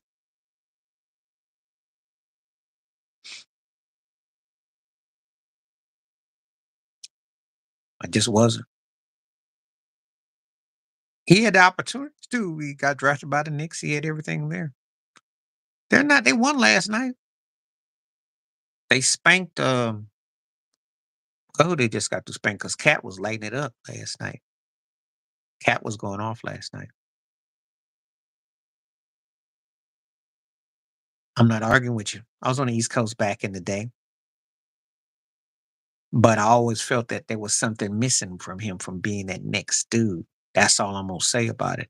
That finals against the Rockets when Pat Riley allowed John Starks to go 1 for 17 and go fishing. Said we can you want to get into it? You want this? Okay, I'll get into it with you because I'll being kind and cool. I'll get into it. If he was all that, how come Pat Riley took the hair gel out and let John Starks go off in a time when it wasn't 3-point friendly because he lost faith in him. I'm gonna keep it 100. How did they choke? They went to two straight finals. Yeah, well, you don't remind you, but I'm gonna tell you something. Pat Riley lost faith in Patrick Ewing. That's why Starks was allowed to shoot. They wanted that spark. That's what happened. That's fine. He don't enter my conversation amongst the greatest sinners, though. If I do six or so, I'm gonna name six off the top before I get to him. Um, I think that was initiated.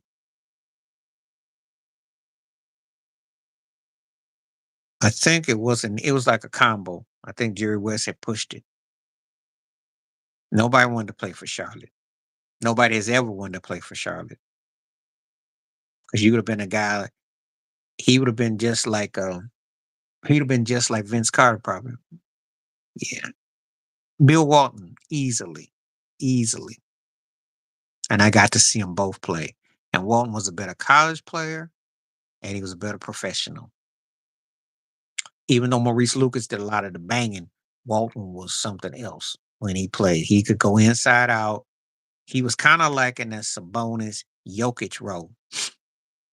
If you really see him, and he gave Kareem fits, and you know good and well that Patrick Ewing ain't in the same conversation with Kareem.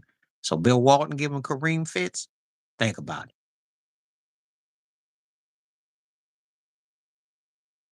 They had Mark Jackson. They were a playoff type team. You learn it, you pass out, you pass the ball out. Well, if y'all came to tag up on me being Patrick Ewing fans, that's more power to you. Yes, he was. And when he won the MVP, yes, he was. He won the league MVP. He was. He was the difference when they beat the Philadelphia 76ers in the chip in 77. Till he got hurt and ended up going to the San Diego Clippers, Walton was a top tier player. Yes, he was. As a matter of fact, the next year when he got hurt, they were en route to winning a lot of games, and he got hurt in 78. Yes, he was. Yes, he was. If you're too young to know, you have to go back and look at the videos. Early part of his career, yes, he was. Yes, he was. Bill Walton was picked as one of the 50 greatest players, as Ewing was too, but he was included in that. A lot of people don't know how great Bill Walton was. He was a baller. He was better than Patrick Ewing early part. He didn't have the longevity. So that's the thing. When he came to Boston, he came off the bench, but he had an integral part. Yeah, and eyeball test, Walton Walton would have been top 6 or 7 had he not got his career derailed. Would have been.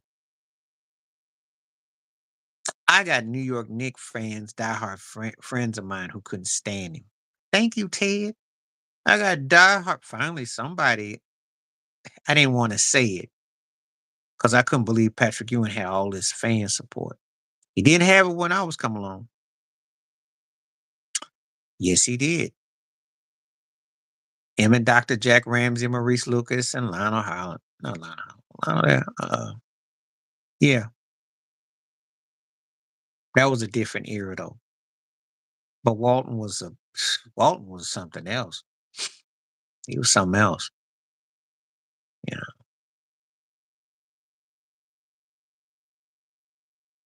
I understand all that. But we never talk about him amongst the top 5 or 6 greatest centers now, do we? We not put him above Elijah one. We not put him above Moses, and they represent 5 and 6. Went up. So David Robinson won a lot of games before he got Tim Duncan. What's your point?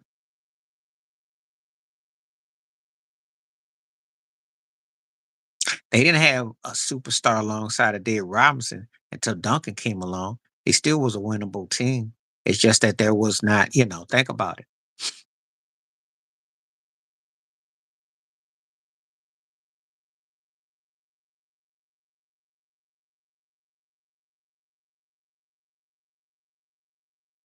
I can go on, you know. I liked Elijah one a lot more than I did Patrick Ewing in the 80s, early 90s. The Dream Shake people were talking about Elijah one. Marcus Camby. Marcus Camby. Because Camby could do a lot more. Underappreciated for his ball handling, actually, what he did. He was solid. Davis was strong. They strong. But Marcus Camby could do more. I thought more versatile.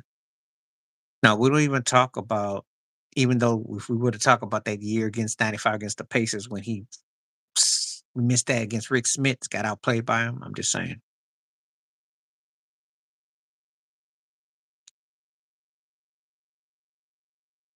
Oh, you talking about Bob Love? Bob Love was a very good player. Very good player. Tough.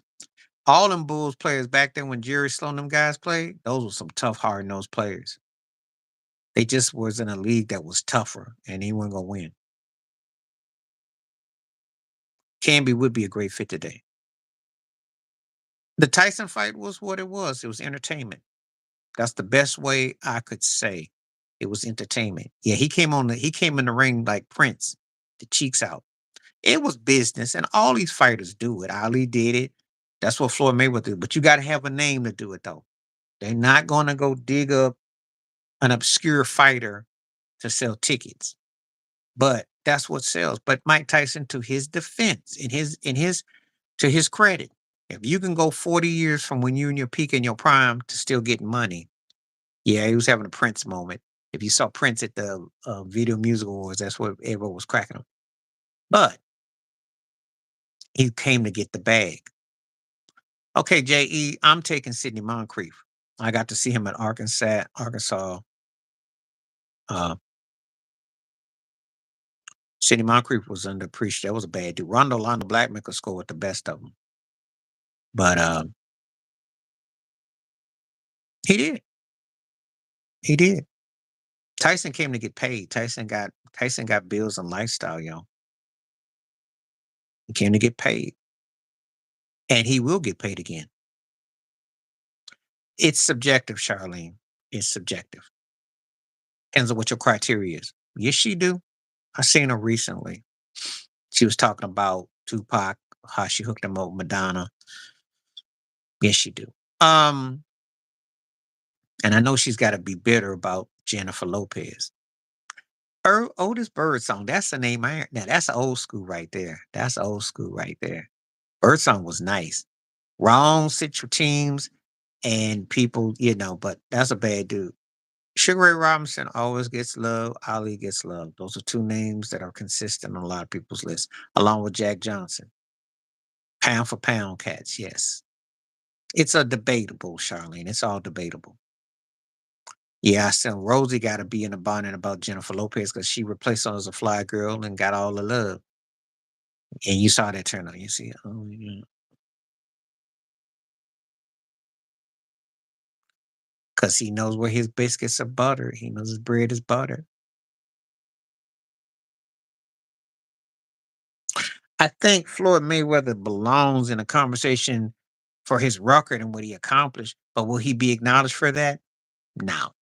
Because some people are going to look at it that he was a defense fighter and that he was in a watered down era. They're going to use criteria against him. But his business acumen and what he was able to accomplish is groundbreaking. Well, yeah, you know,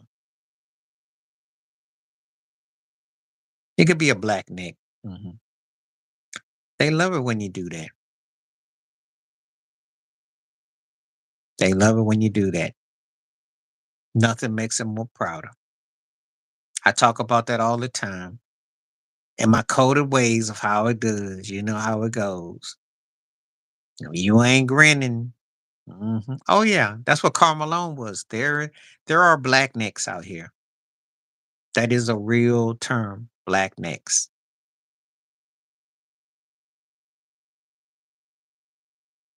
That's the ones they like the most. So if you ever seen the Green Mile, they love them. Big black book, big black book.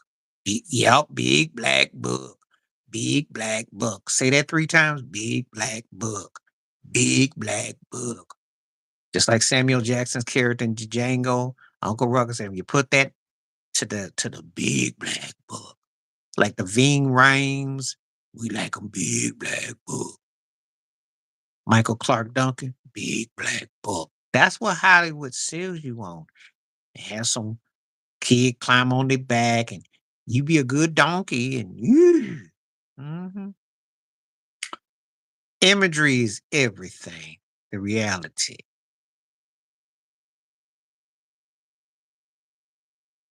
Dark skinned sisters mainly, and they like them with some meat on their bones. Exotic light skin, I would say thin on that one that I've noticed.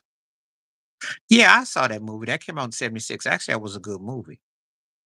Actually, I've watched that movie on YouTube many a times. I know exactly the movie you're talking about. He wasn't a bad actor. Mhm. People got to realize that we're talking like 50 years ago, and those kind of movies were the norm. Think about it. Are we that far removed? I saw her, and I really ain't trying to see her. She been beat up so much in Hollywood, and she got beat up with them cats she messed with. He was a very good linebacker. You talking about Junior, Ken Norton Jr. Yeah, yeah, because he was a Seattle Seahawk assistant coach, but the 49ers too. Like just like that. I remember he used to go in the, he used to punch the goal post. That was his trademark. He's throwing shots. Ken Norton Sr. had one of the most unorthodox styles of fighting I've ever seen. Underappreciated heavyweight fighter. He was the truth.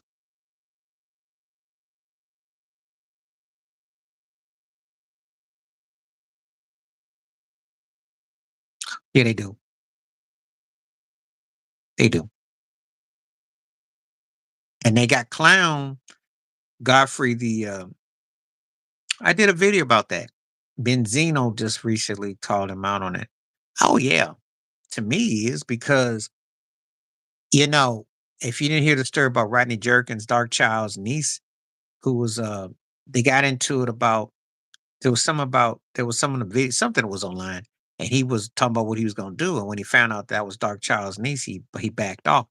Yeah, he got his tummy all out of sorts when Cat Williams was on Shannon Sharp. He was trying to diss him, and he got Aries Spears to diss him, and he got mad at he always throwing shots when people blow up, talking trash about Jaguar Wright, but that's the reality. Well, I'm afraid to say the word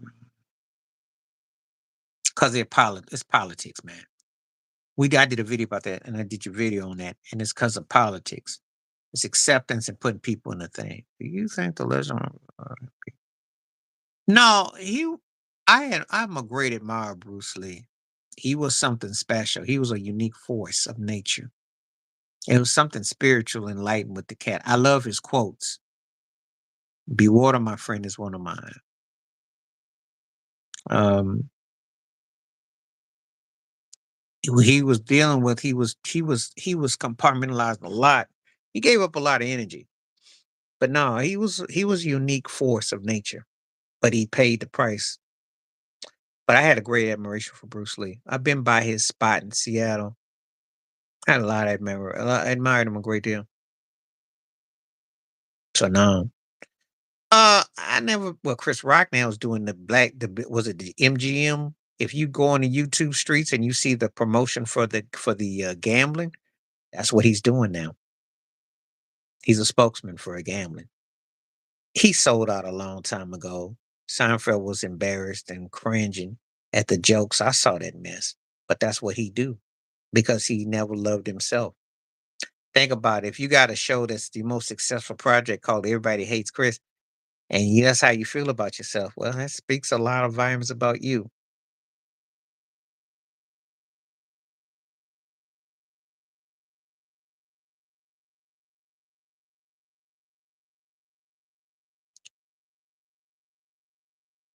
Chuck Norris was a bad dude back in the day.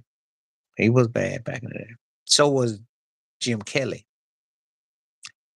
Um,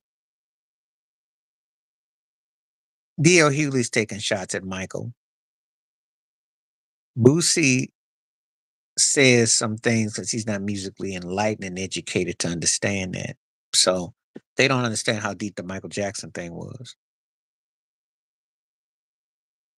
Oh, you catch a two piece. Matter of fact, I have a buddy of mine who's East Indian. He got called a saying N word. He used to play football with this cat. This was like 15 years ago. Saw him in a restaurant recently with his wife and kids, and he still remembered it. He went up on dude and scared a man in the building. He didn't forget it. Oh, he got caught the two piece because he remembered the dude. I recall.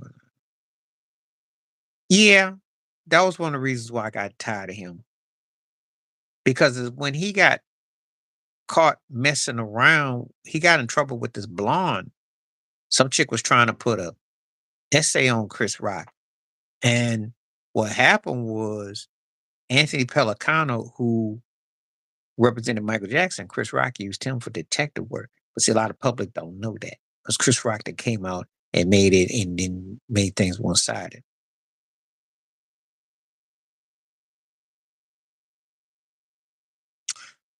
Boosie's downplayed Michael Jackson's artistry. DL has said that about Michael, and they're not enlightened enough to engage with everything, with the proof. Oh yeah, but DL Hughley holds him in high regard as musically though. Bootsy downplayed him, didn't understand it. You know, Michael Jackson did not slip through the cracks. They were watching him head to toe.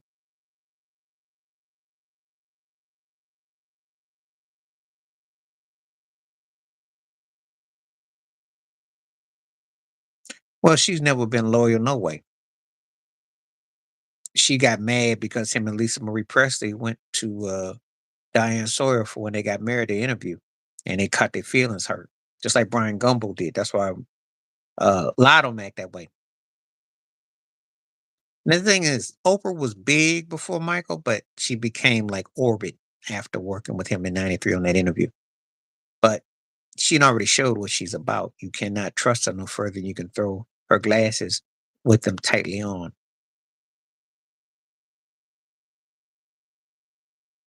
So I watched the interview, and of course, Bootsy was a big R. Kelly fan. And, listen, if you watched R. Kelly the last 30 years, you'd be hard pressed to find another artist that's more dominant than R. Kelly, especially what he did in R&B and writing songs, because he did write You're Not Alone for Michael Jackson. They made history 30 years ago. So you can't deny that. But when Vlad brought up about Thriller and the impact of Michael Bootsy was like, well, he don't really have the musical education. I don't like it when people who really aren't enlightened to understand the impact, or they weren't around, or they don't go back on the research to not understand it. That the way Michael Jackson dominated. So he downplayed not understanding. He doesn't know any better.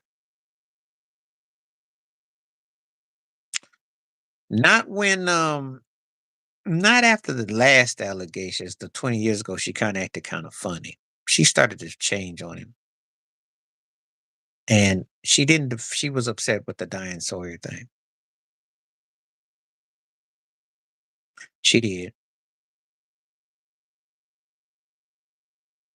He did help her out, like I said, that was a big deal back in '93. If you were around, you know that was a big deal. The first time in 14 years, I think he had talked in a real public forum, and that was huge. So, but I called the Oprah Win fraud, and I stand by what I say. She will say anything because she works for she's part of the gates. The gates be opening. 64% saying yes, they okay with that entertainment. I like that. Continue to hit that like button too, by the way. Please hit smash up them likes. Please hit them likes up.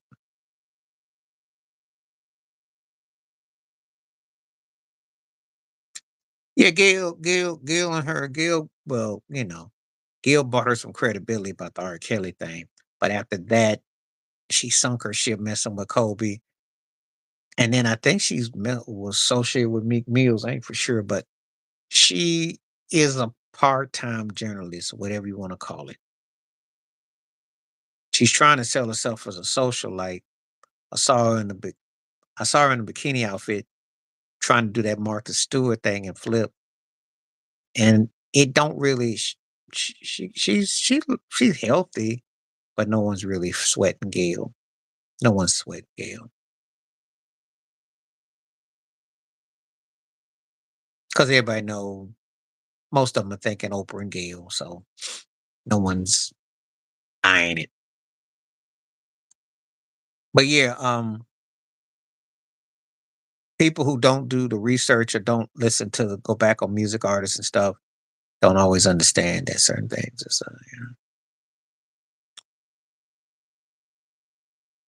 That might be a video right there. Well, it's it's bad as it sounds.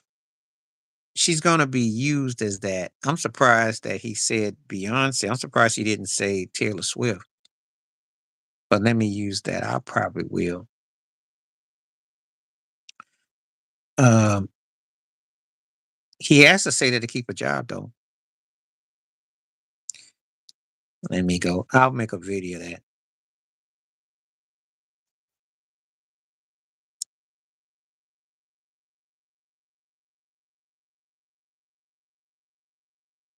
Fame and skills. She hasn't, she don't get Beyonce love for imagery, though. Am I gonna do that?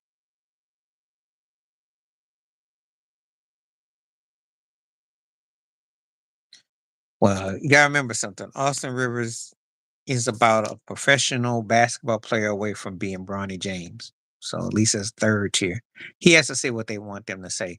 They're just as bad as Kendrick Perkins saying connect is Larry Bird of today. They say the most outrageous things and. Um, it was gonna come out. I will share this with you, Charlene. There was a story back in 1992, Clive Davis party, and they were trying to hem Michael up back then. It was actually being I read about it. But if you ever get a chance, it came out 30 years ago, 1994 GQ. Steve Harvey ran an article in there where it was a setup, but the damage had been done though. Yeah, they set him up. He might come back. He might. Well, think about it. Would you want to be? Listen, let's look at Sanders' options. You want to be drafted by the Dallas Cowboys, the Raiders, the Giants, the Jets, the Jaguars? If I got to look at them four options, I might not come out of college at all. Or Cleveland. There ain't nothing there that I'd want to leave school for. None of them. Because they all stink. Dallas needs a whole lot of everything and to get rid of a lot of everything. Jacksonville, major overhaul. Cleveland has got something that just takes some work in progress. The Giants, they need more offense. They got okay on defense. Their offense is just not much there. The Jets got a couple okay parts on offense. Defense needs some tighten up. I don't see nothing that would make me not want to go back my senior year. If money ain't a thing and I'm good, that draft looks busted. That those 5 teams looking for me, that's not.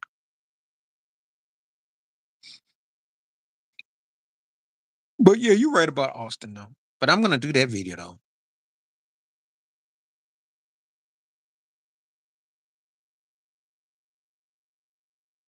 Yeah, well, if you run, records are meant to be broken.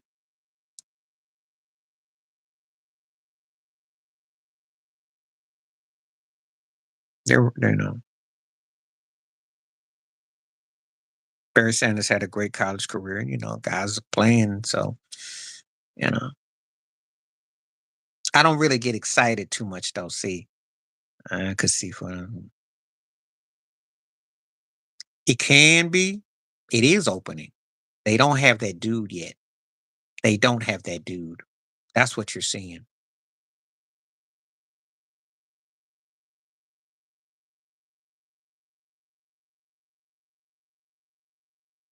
Because there's no more rocket industry as you know it. There's no more industry that's creating PR. And also, um, there's no A&R, there's no one forcing these artists to really work on their craft. That's the problem. You got to be stuck right now, and you got to appeal. So you don't have it the way it once was. I'm gonna say it like this: if you grew up in a certain era, you had 3 albums to get your thing together, 3 to 5 albums to get your thing together. Nowadays, you got 3 to 5 songs. That's it. And then you got to work with who they want you to work with, and you got to collab with who they want. So it's a different dynamic out here. And now they don't get a chance to grow.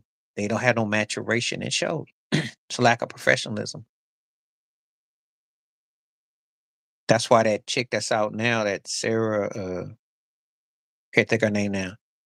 She's always exposing and dancing all coyly on stage. That's what they always pushing. They looking for a next bunny, but it's not much happening. There'll be more teams available, but you know, depends on how bad he wants to go to the pros. But the 49ers problem is what we've talked about with shenanigans. He can't finish close games. They lost a lot of games this year like that. Yep. Britney Spears was the next bunny. Aguilera to an extent, Katy Perry was the next bunny. Taylor Swift's the next bunny, and this chick they got out now is the next bunny. In between that, uh, uh, uh, uh, uh, what's her butt? That's won only awards. I did a video on her right now, and I can't even. Uh, they blew her up. You know. Oh, the chick they got out now is her. She's the one that had the song Espresso. She's the one right now. She's the it girl. Yeah, she is. But the thing they did with her is they pimped her out and they're done with her.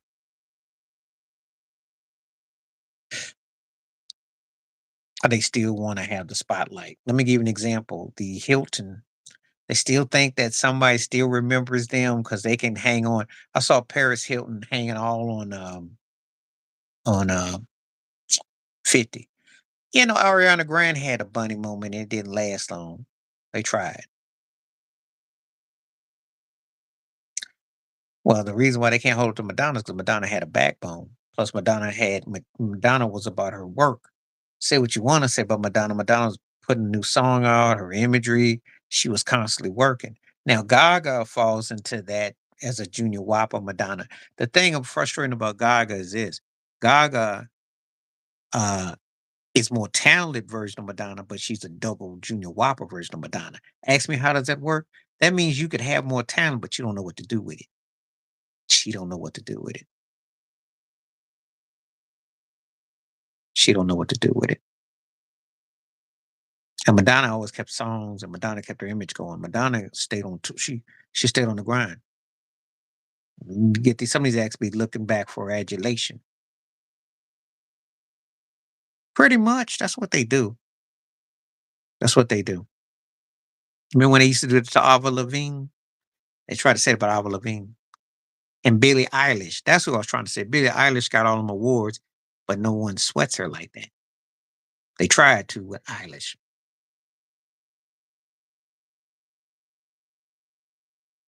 and that is why uh, you remember. Yep, that's the problem.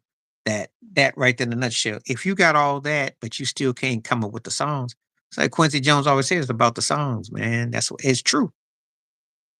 Because if you got all that other stuff, but you don't come up with the songs that people remember, and Gaga's always tried to overdo it imagery wise, and it's not hard to. It's not. I'm only coming at it because we're talking like Billie Eilish and stuff. Because they always got someone they throwing at you like, "Oh, this is this and that." I said, "Look, you ain't Barbara Streisand, and you ain't Karen Carpenter. Those women were bad, especially Karen Carpenter." And I like Kate Bush a lot too. She don't get her due. Yeah, Marley was a great writer. He had songs that you could relate to. He had feeling in his music. He connected with the people. Yep. So, just saying. It's about how you connect. You don't ain't gotta be the best at nothing. Yep, woman's work, and then I like that what's that? Warlight, the one song she had out, I like that. I can't think of it right now. It came out in '78 though, but she's got some stuff that I like though. Songwriter, producer, vocalist, precursor to Annie Lennox too. The Warlight, that's the one I like by Kate Bush. Whimsical, just doesn't get her due. Up the Hill, Wuthering Heights, that's the one. That's the one. I love the vocals on that song, the harmony on it. She bad. She bad. She bad. Carly Simon was bad too. You know she had black too, by the way. A lot of people don't know that. You can see it in a dense light of her, just like Steven Tyler and Steven Tyler and John Cougar Mellencamp. Yeah, they had that light skin. They always have though. They always have. Nothing new, Ted. It goes back hundreds of years ago. That's why blackface and Al Jolson and Birth of a Nation, nothing new.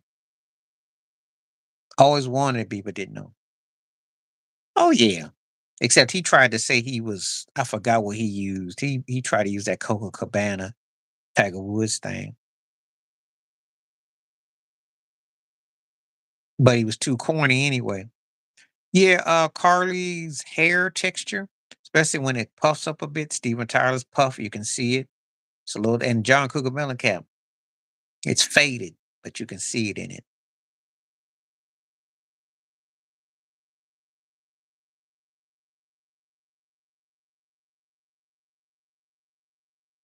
I don't like none of it. That's how you know you live in a country that's color struck. They say they not, but yes, they are. They tell you all the contradictory things, but they fall into every stereotype you can imagine. Yeah, they are.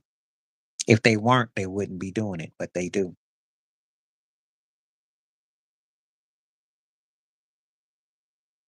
That's how you know.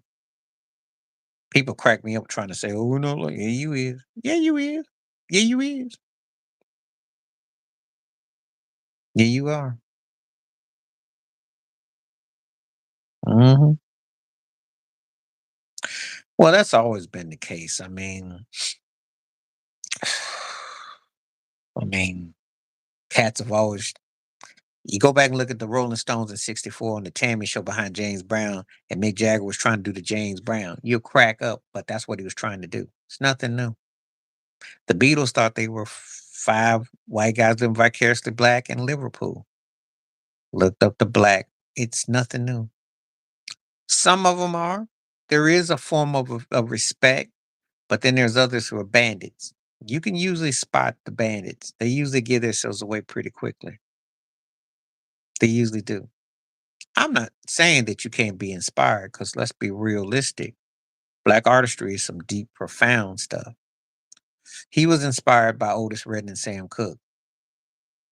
I like some of his stuff. I'll say this, I like his hits, but he always struck me as almost like a character of a pop singer because he had all the cliches, the blonde hair, all the girls, and he was like a funny, and he was like tongue in cheek with him. But I like, he has some stuff I like, some things I like.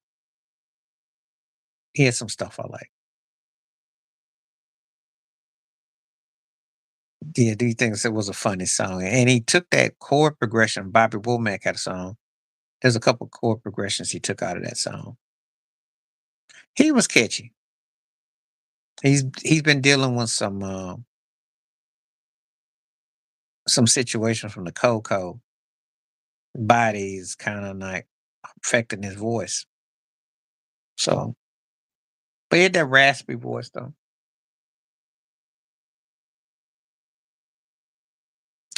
Darius been went through a lot of situations. I didn't hold it against him as a member of Hootie and the Blowfish as an artist, but when he opens his mouth, that's where it comes out.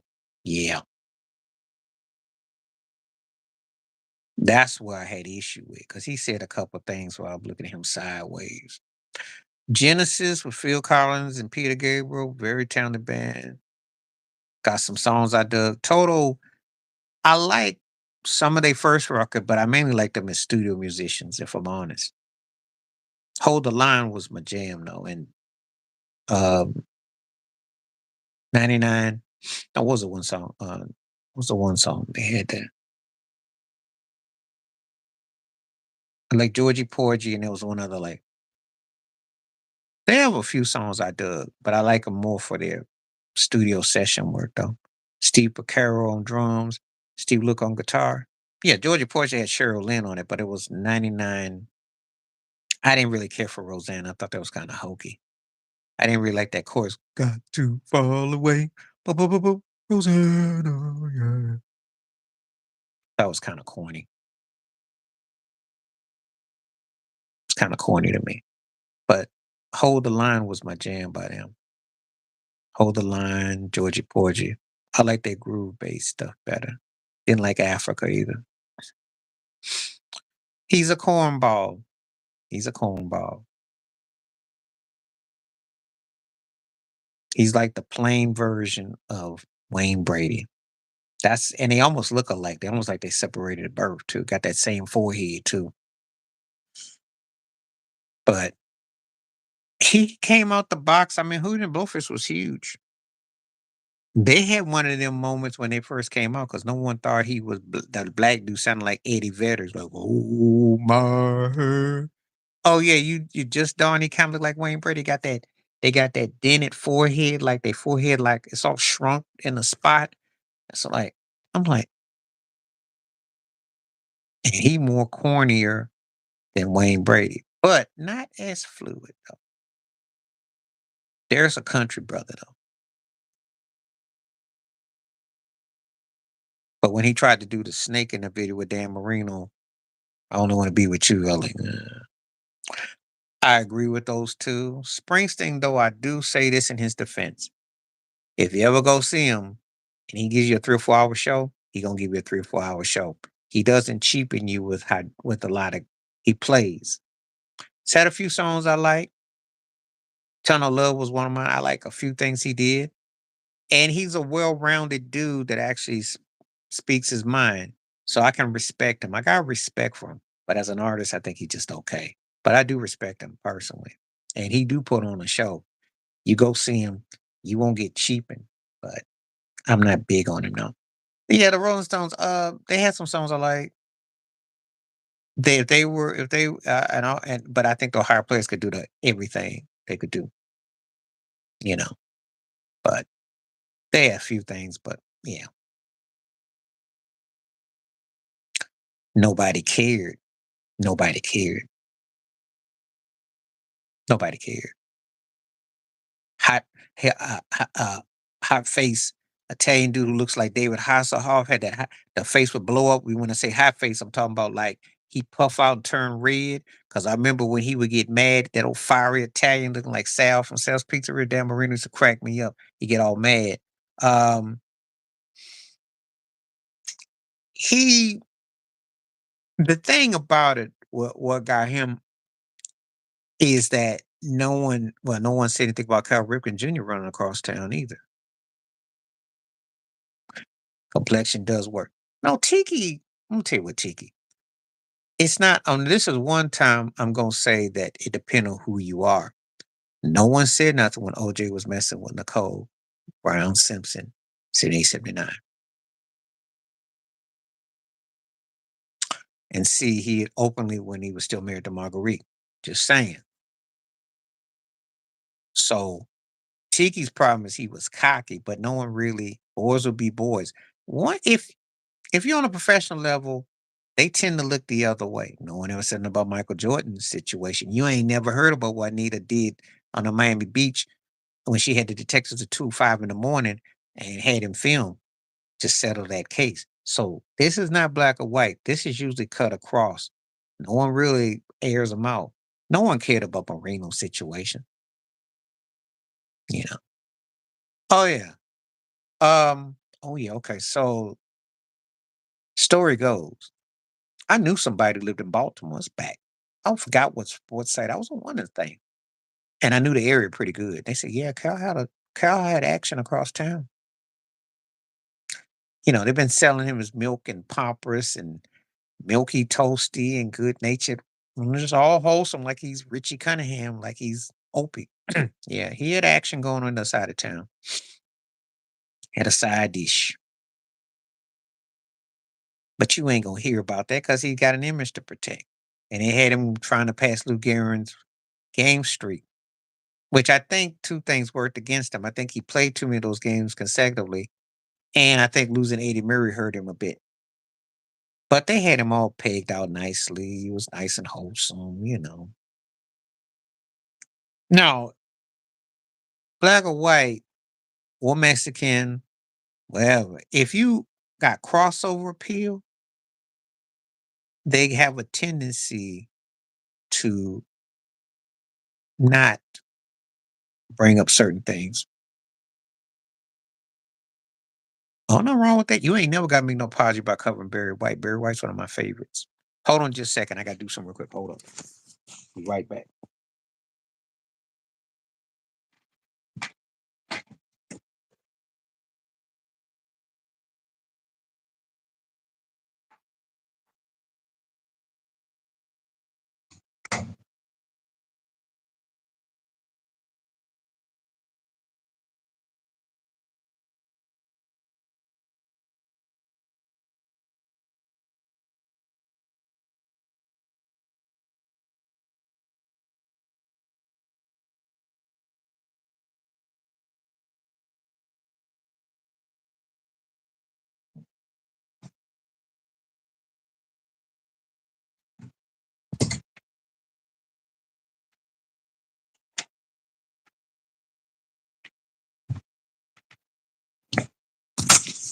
All right. I had to make a quick stop. I'm back.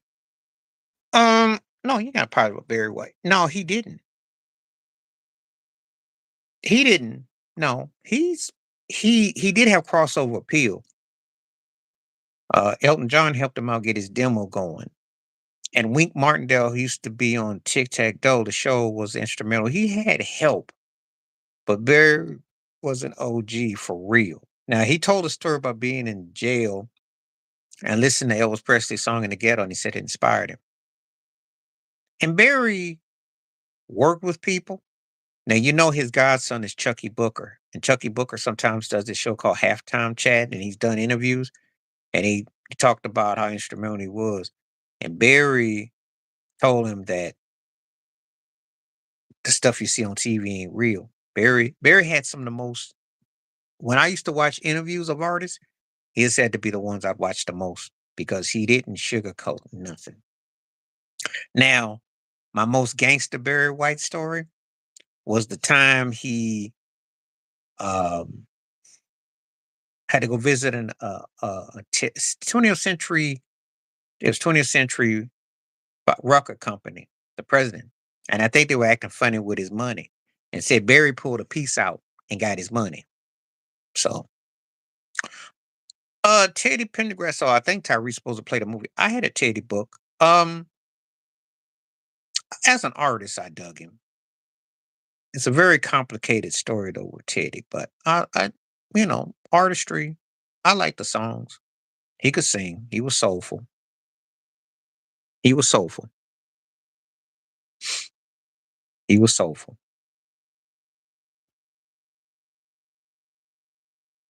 You know, one of those guys that I like. I liked him. 20 votes so far. Let me go see what the latest total says. It's 55 yes, 45 no. So I guess some people are divided about the podcast. That's interesting.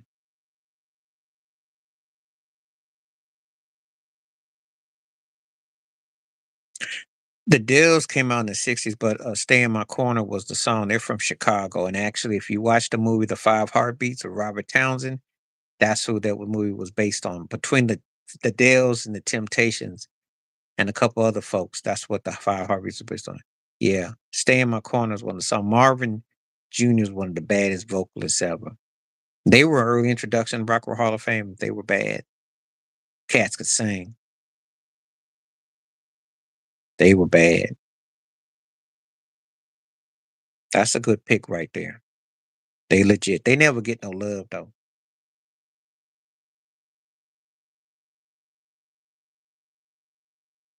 They never get no love. But I see a lot of people through. Anybody want to come through? Please hit the like button, hit the subscribe, and feel free. Glad to have a lot of people coming through. Oh, I love the Manhattans, of course. Shining Star, Kiss and Say Goodbye. Um,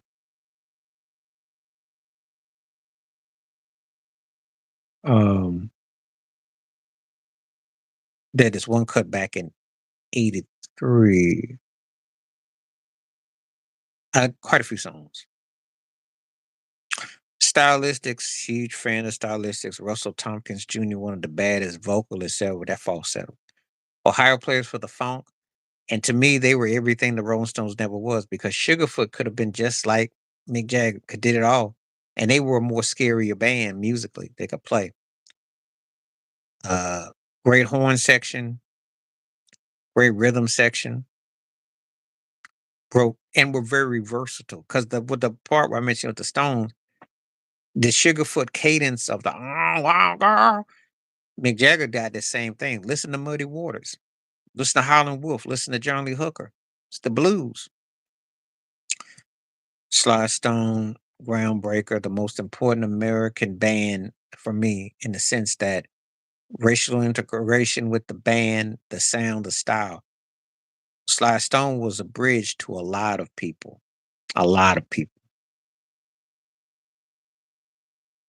because if you like the crossover aspects of Michael Jackson, if you like Prince, if you like Rick James, if you like some acts, Sly Stone was a big part of all that. Huge, changed the course, game changer.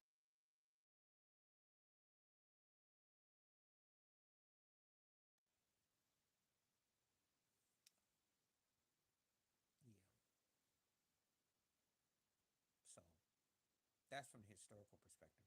Mhm. Jeffrey Osborne, yes, I was listening to Jam last night.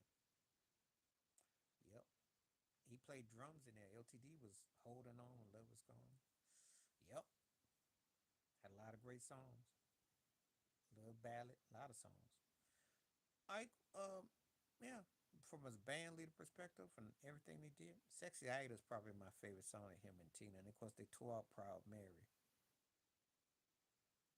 He was a bad dude. They had some moments. They had some musical moments. They were definitely a distinctive band. But yeah, Sly, can't begin to tell you enough about Sly. It's probably because I've been on too long. Renee and Angela, I like them as a duet. I like them as a duet. I've been on for almost 3 hours, and so they probably take my volume off.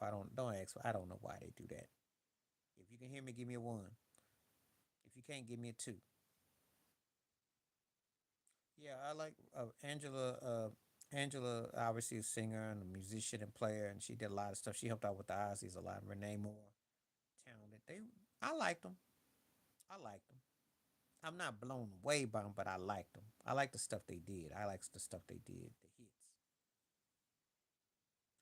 James and Toomey, so he played with Miles Davis, and of course him and Reggie Lucas did a lot of production for Stephanie Mills and Donny Hathaway and Roberta Flack, and also did stuff with Phyllis Hyman. And of course, Juicy Fruit, which Biggie sampled for Juicy, and has some big songs. Very talented, very honest, outspoken brother, by the way. He had some real good interviews. And there was this jazz critic by the name of Stanley Crouch. If you ever want to see James M. Toomey get into somebody's guts, he got into Stanley Crouch talking about Miles Davis. That's a must-see interview. James M. Toomey did not hold back. He was one of my favorite people. The cat was real, and he could play. Very versatile musician. And that interview with him and Stanley Crouch is must-see TV.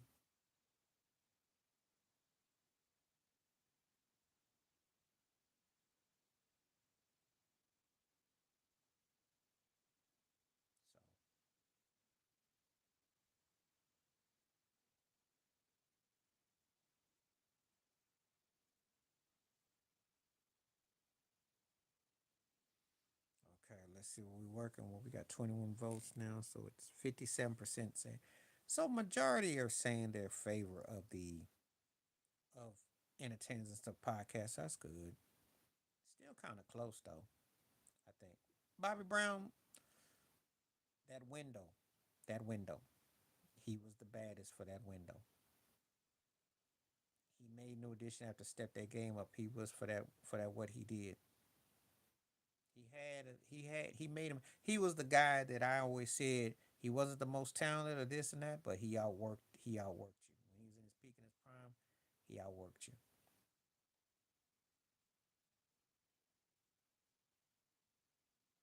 He outworked you.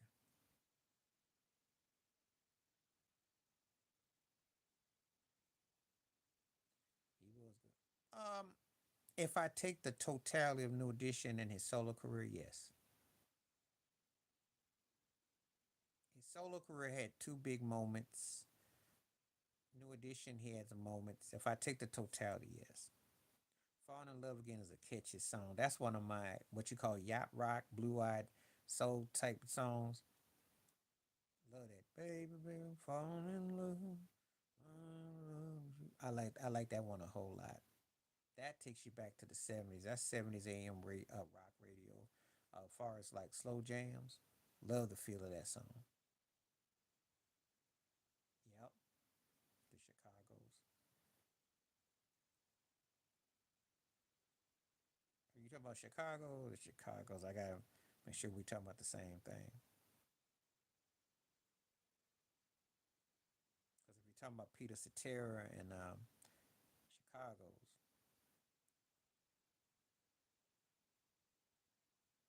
like Saturday in the Park,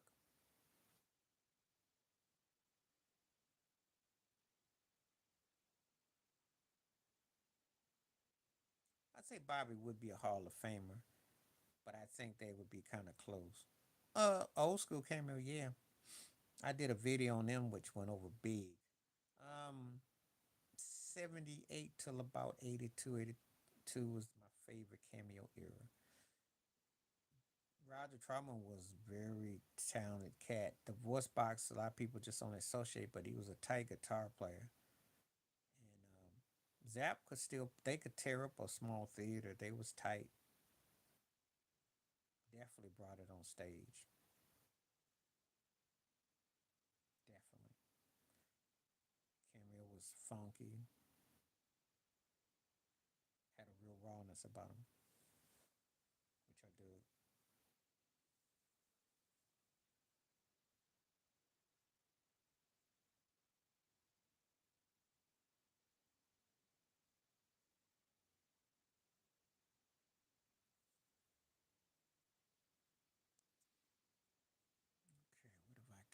far. Let's see.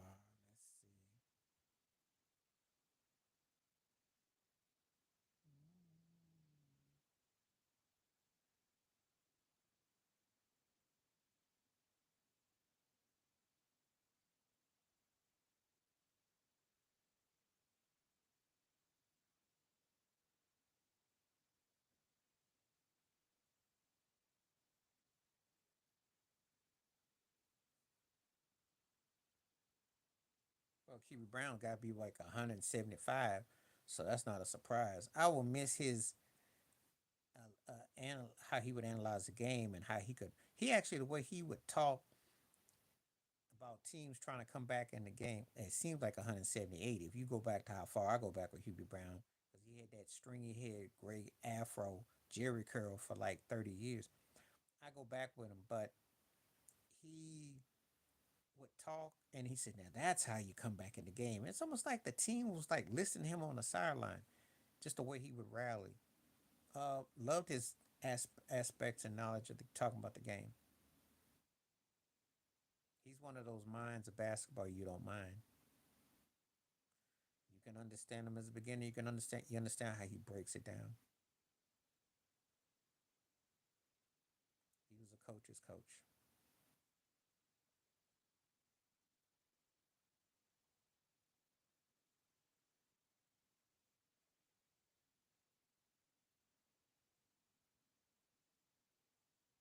Yeah, he was fair. And often in a world in the sport that's far from fair. Yeah, yeah. He's one of a kind. That's for sure.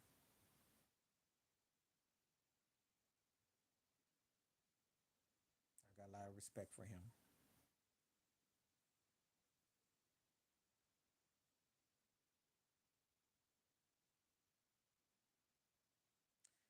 She got bought and paid for, and I used to like her too. And she could play a little bit too,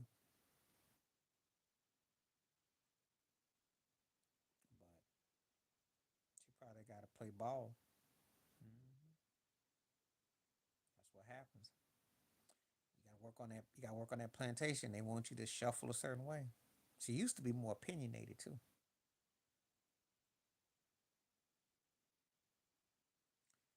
Yeah, well, they really cut costs. So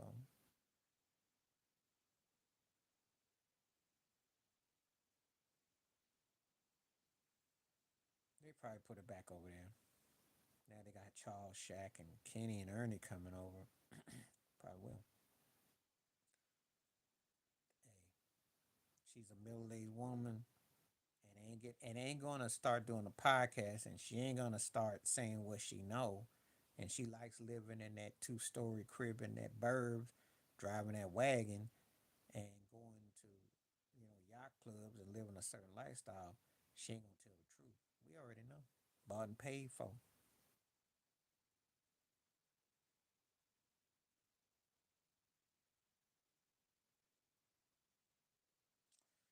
That's the only way I think they can make it over there because I don't think they'll let them get away with some stuff to get away with. The thing about it is, the sad part about it is that no one could do what they could do. Now, I'm gonna say it like this: Shannon Sharp has surpassed Charles Barkley as far as an entertaining entity. Obviously, when you can go from one network to another and have a podcast and all that, but he don't have what Charles Barkley got. Charles got a unique way to connect with people that it still hasn't been touched. It hasn't been touched. It's kind of like I'll make this analogy because I've been trying hard with Kendrick Lamar and Ice Cube to make this connection. Kendrick is like Shannon Sharp, and Charles Barkley is like Ice Cube. And yeah, he's bigger now and all that, but what Barkley and Cube got, it's just got the soul that it just hits differently. Ernie will fit in anywhere because Ernie's a middle of the road dude. Kenny will, Kenny sold out. Kenny up there talking about LeBron's one of the three best players going to them, like whatever. Kenny trying to get that bag. Well, the ex-wife Price is Right cost him a lot of money, so he got to do what he got to do. But Charles travels no matter where you go. You're not going to replace a Charles Barkley. He's a one over one. If you agree with him, disagree with him, look at him sideways, whatever, he gonna say something that you just It's just, and that's what makes that show click. And then Shaq been kind of unpredictable in between pouts, brings up his rings, but he fits in there. They can't be touched. That's the best basketball crew I've ever seen. And for entertainment, humor, comedy, knowledge, and straight to the point.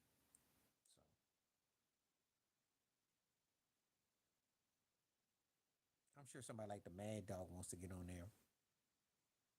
He's the loose cannon to an extent, but he says enough stuff to keep the boys back and the Bronx happy.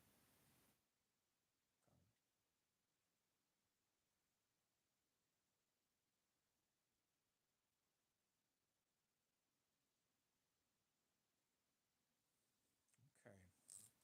59% say yes. It depends on what sport they're talking about. Shaq's a Cowboys fan, so I don't know how much roasting he gonna do. Um, I don't know what he'll say. I heard Stephen A. ain't gonna be permitted around this, so they probably won't really want to mess that up.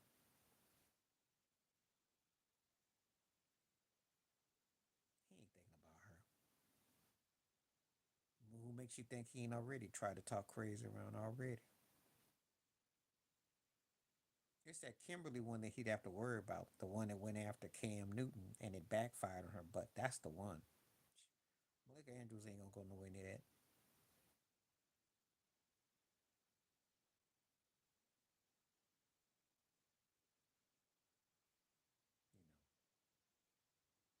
You know, that's how I look at it.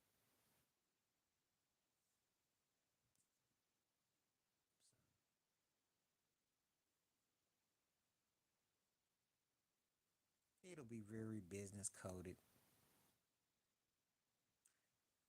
So it was that one chick that did the football, Kimberly. What's her name? Uh, and she talked all that trash and dissed him last year. Now they got him on there on Fridays with Stephen A. and them. So that's hilarious. Oh yeah, Cam would fit in good. He fit in good, especially if he was uncut, because he'd be funny, but he drops knowledge. See, if I could take a football player and put it with a basketball crew, I put Cam. Yeah, Kim Martin. She talked all that smack. Cam broke it down that Brock Purdy and Dak were game managers and Mahomes was the real deal. And she said, "Oh, with your wild hair and your clothes and all that." Well, then how did the season end up last year? That's why they went and got him. Plus, he's an internet draw on YouTube. They went and got Cam. Kim Martin had to go sit in third seat while Cam had front row seat. Think about it. Cam be up there dressing up like Huggy Bear from Starsky and Hutch like it's 1975. They ain't saying nothing because he brings in ratings, he brings in interest and draw. Kim Martin got to sit there with a lollipop and look the other way. Politics. They know where the money's at. They ain't stupid. She got clowned and she had to go sit down. But yeah, Cam can actually speak on stuff.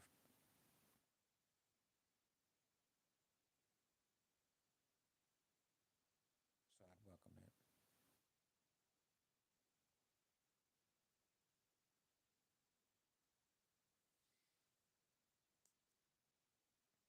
Okay, I think I'll be on for about 6 more minutes because I've been pushing about 2.5. So I'll try to do about 6 more minutes. Yeah, don't forget about Colin Kaepernick, and don't forget about RG3. You know, you gotta give people they do. Jalen Hurt.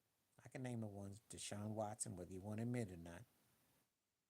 He was a great college player, and he won, and he went to a Super Bowl and one lost team, and he's got an MVP. So I got nothing to say. I got nothing against Cam. I like Cam. I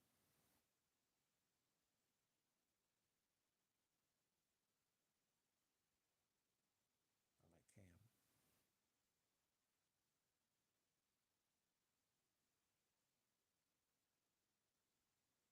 You know, a successful era. He was. It was the first wave. And that's the scary part too when you say that too, because that really, when you think about the history of it, that's over the half right there.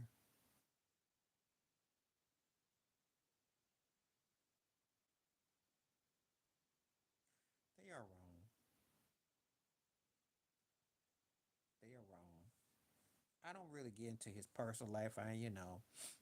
Um, that's tacky. You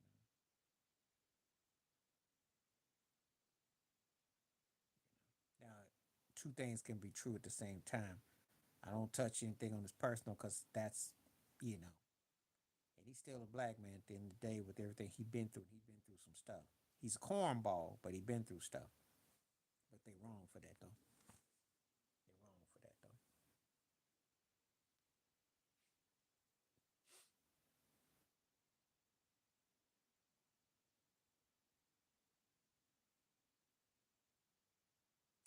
Yeah, well, hey, that's how it is though. But the pro sports is a cold blooded business, and they don't owe no loyalty to you. But we're gonna see what happens with Jaden Daniels because this is their first time. They rushed him back. I remember like yesterday. I remember that game against Seattle, and he was on the ground scrambling, and that was just a sorry state of affairs.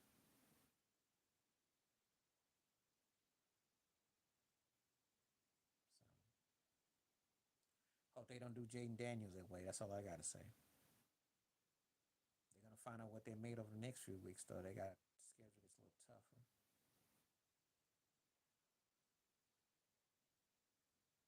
What's happening? TSP.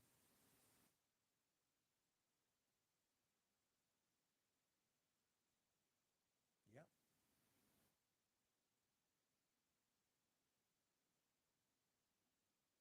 Yep. Kareem did do a lot of mental, psychological elements to add to his repertoire. It was fundamentally smart that way. Hmm.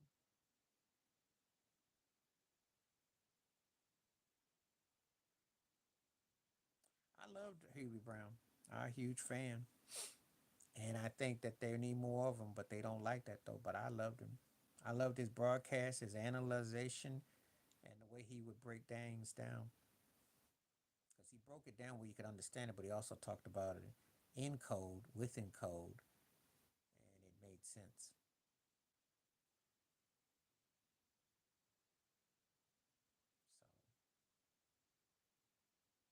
So thank you for coming on board today too, by the way. Thank you.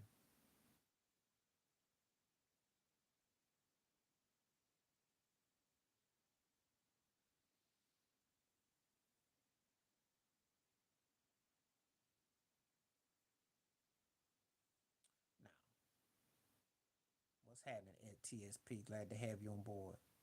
Same to you too. Appreciate you. No, no, he kept it real. He kept it, and you know, again,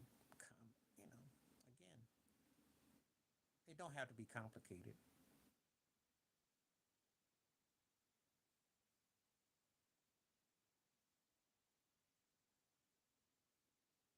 Who said it had to be complicated? It doesn't have to be.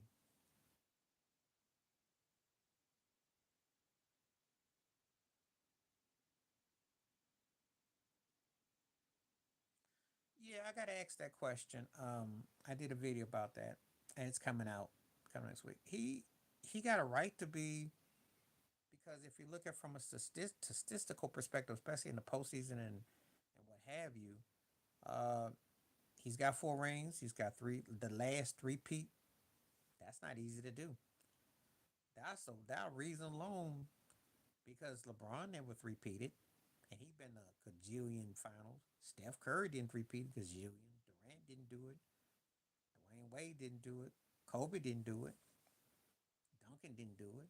So and the fact they changed the game and the rules because of his style of play, uh, you know, he they want to hold the league MVPs against him. Well, they did that on purpose. There's a lot of factors involved.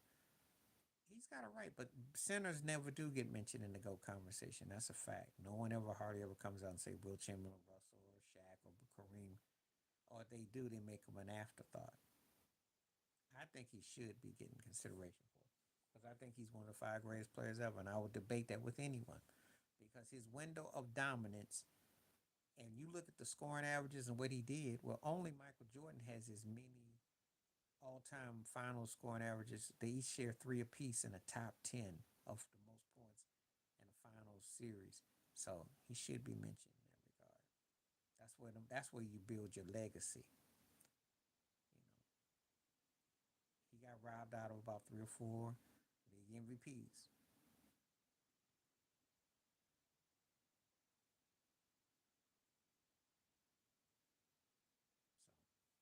So I think you can make a case for him. Sure, I don't see why you can't. Well, Embiid don't want it. That's why Embiid don't want it.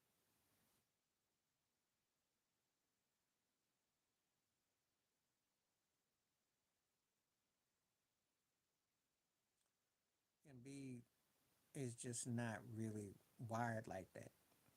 And he doesn't have to be. He's in an era where you get everything instant access to you. Shaq played in an era where expectations was you want to be considered great, you got to do this, you got to do that. It's no incentive today for that. Different era.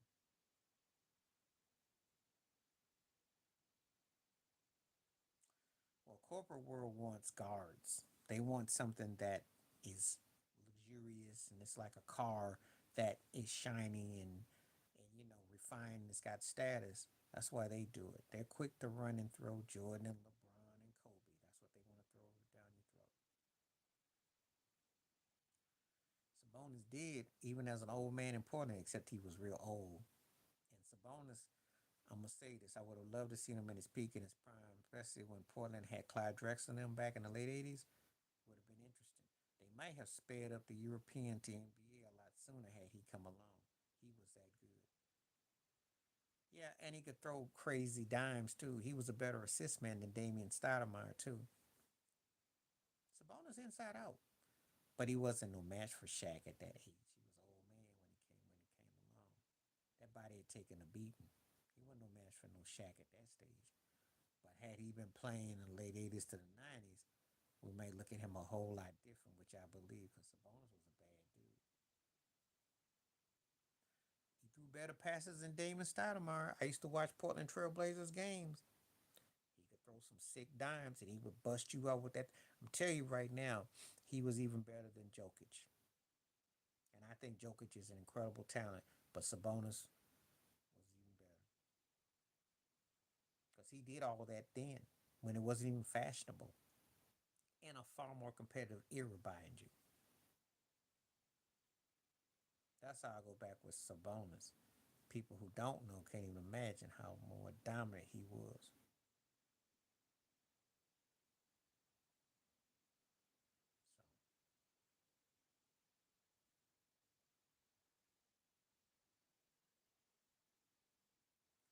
So, yep, and could move too. He shot them threes. He could throw that rock. And the thing about it is, he played in Rick Alderman's offense. No, it wasn't Rick Alderman. I can't remember who the coach was in Portland when they played Lakers in there. He was moving without the rock, so his court awareness to be at the top of the key to go lateral and movement was freaky. Camby was a tough dude.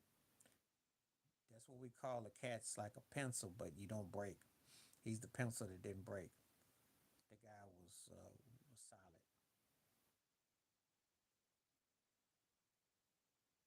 And had he been on a team that had just utilized him as muscle, because he played a long time, it was kind of cut like Rodman, if you think about it.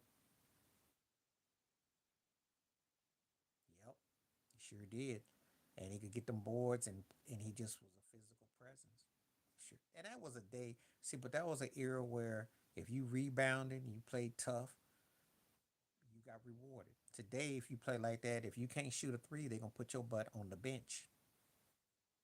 You'll be riding pine until you're ready to cash out your NBA 402. Yeah, but it would. But he would have a heart today if he played in this era. He'd have to shoot threes though. He played. I'm talking about compared to how he was when he came into the era today. That's what I'm going at. He'd be requested to be more of a scorer.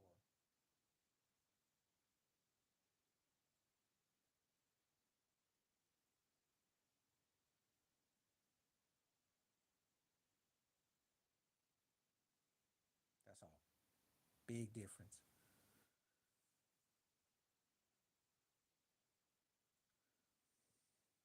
Different eras bring out different things in you.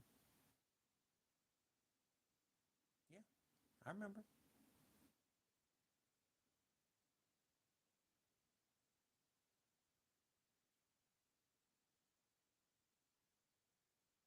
Please hit that like, subscribe. And if you want to donate, feel free. Glad to have everybody come through today.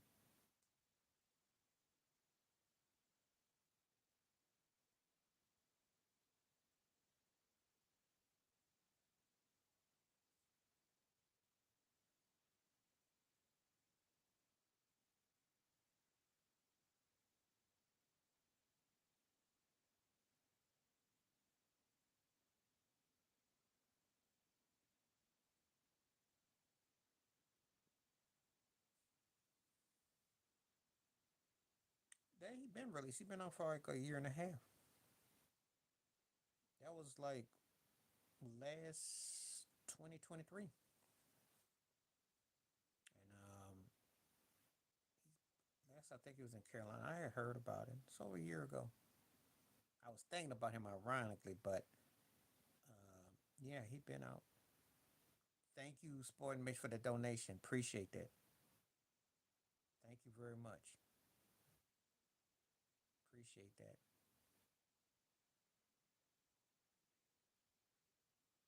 Thank you, Joey J. Thank you. Yeah, I remember it just all well. You, oh yeah, you were too young to remember that thing back in '99. Like Steve Harvey did a joke on the Kings of Comedy. They had done a whole thing about it. Yeah, that whole thing with Adams, the girlfriend, and the hood dudes and all that. And he did 20 years. The only reason why he got out is because the son lived.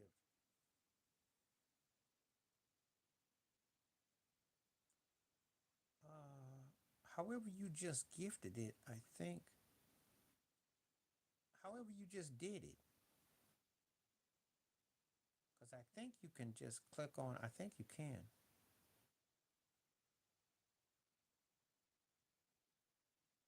Let me see.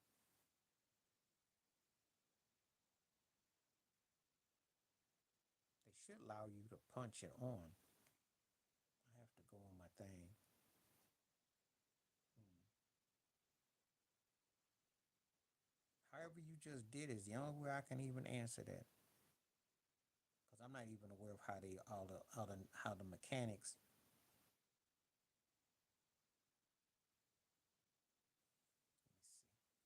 Let me see. And make sure Ted is cool with getting gifted too, because I don't want no one to be feel like they're getting their coat pulled if they don't do it. But I'm honored if people do it, and I try to encourage it.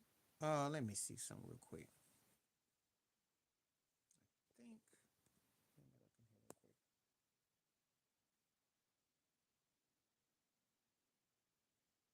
What's under the show you support? He said he's cool. Let me look in here real quick. I have to do some working real quick.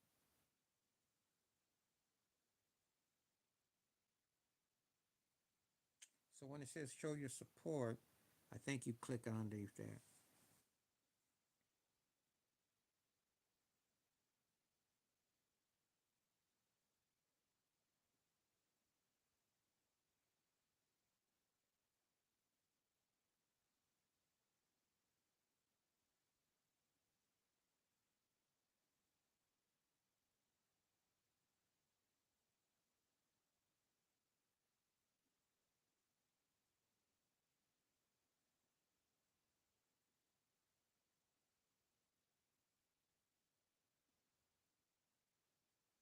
Yeah, I will find this out because I think that how they do this.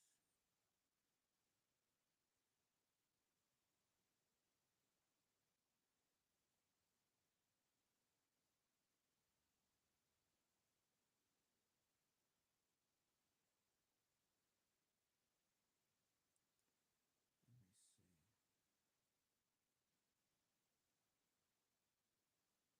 It should be on my main page. If you go underneath my page, they should have it where if people want to do that, they can. Because I have had it done. just a way that you add on to it. So,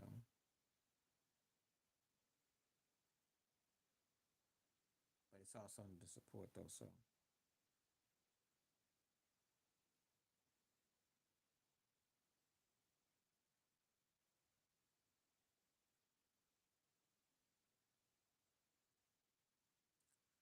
anyway, I have to look this up.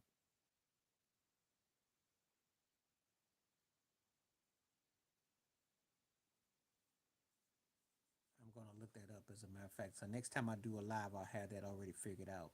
For anybody who wants to do that, yeah. Because when people donate, sometimes they donate different ways. So,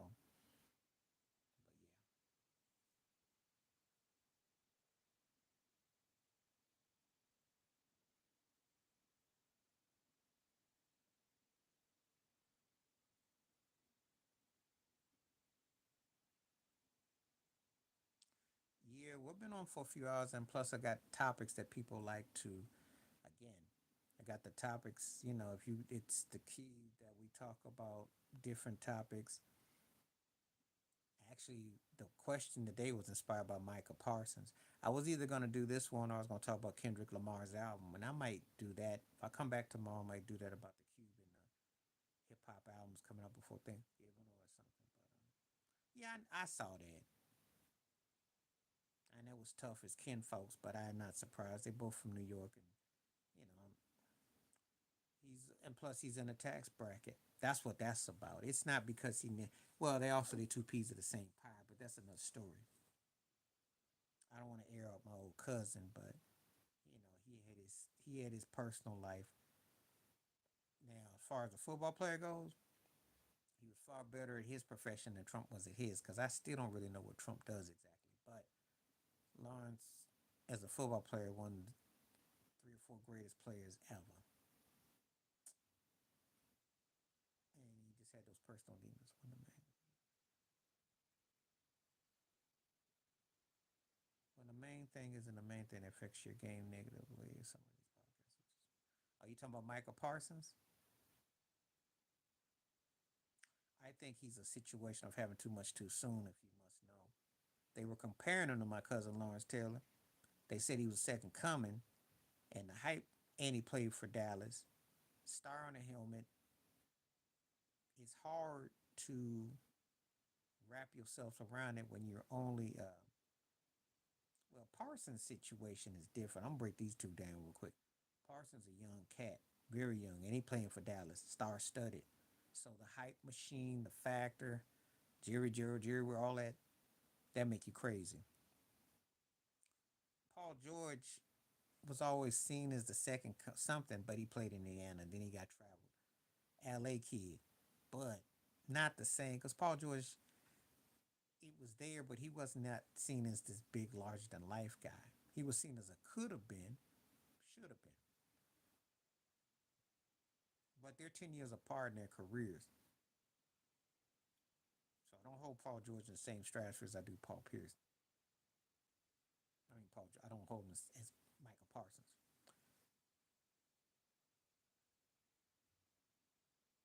And B's always looking for some way to get to free him out of jail. He always blaming somebody. He just doesn't want it bad enough. That's all. He wants the acclaim, the attention. He wants to be compared to Shaq and the last one. He don't want to put the work in. That's the problem with him. So take it how you want. I don't really pay him a lot of attention. I think the podcast thing is cool. I think where cats like Stephen A. and people got a problem with is cats oh, you a Sixer fan? Neither one of them guys. I thought you a Sixer fan now. Well, nobody want him. He would never make it with Pat Riley. I never ever heard Pat Riley say he had a burning desire to get him beat either.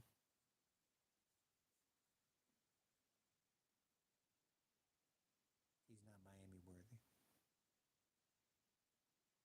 The only cat that they would go after would be Giannis. There was one Once upon a time, faint hope of Donovan Mitchell.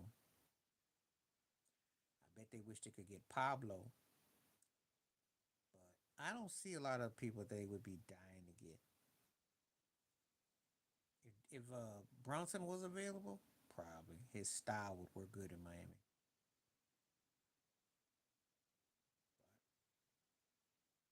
But nobody.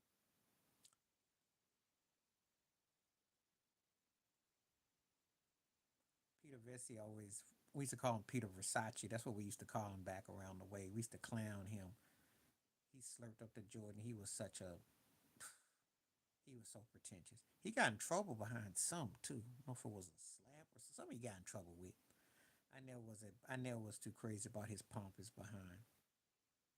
We used to call him Peter Versace. We used to clown him though because he was so pretentious.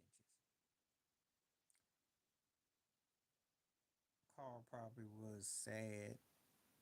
Um,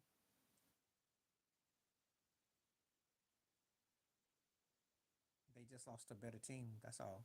They played textbook basketball. It's just the Bulls had a better team. That's all.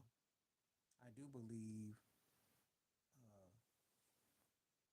I don't know what that means. It's too late for trolls. I don't do trolls on him. Yeah, Carl wasn't trying to hit it though. But they were a better team though. They had more. The bench was better. Kukoc, Harper, uh, those guys kept coming. They were able to send bodies. So Luke Long, they were effective. They would have two things had they got him a center.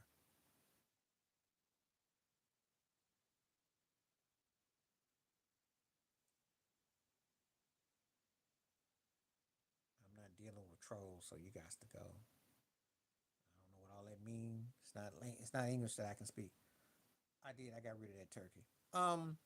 Ronnie Cycler had a king. But to be honest with you, if you want my honest opinion, as flawed as they were, the Pacers should have beaten the Bulls. They just didn't rebound the last 6 minutes. They had them on the ropes. Larry Bird had them boys coached up. It's just that they didn't get no rebounds. Reggie Miller didn't get no rebounds, and they didn't hold them off the boards. That's what cost them against them in the seventh game. They should have beaten the Bulls.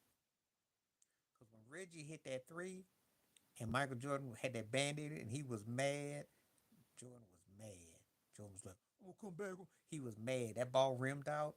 They had a series then. That's the only time that Jerry Reinsdorf and Krause could have said the Bulls like they were almost done. Because that series took a lot out of them. Yes, they beat Utah in six. But that Pacers series was a dogfight. That was the first time they had. That's why I thought that Pacers 98 team was the most scrappiest of the team. And there's no diss to the Knicks. I know you're gonna bring up the Knicks 92-93, but that Pacers team had that butt on the ropes. Had that butt on the ropes. That's the first time they looked real vulnerable. So yeah, but when Ronnie Cycli is an X factor, you know. But that's all it really took at that time. That's all it would have taken.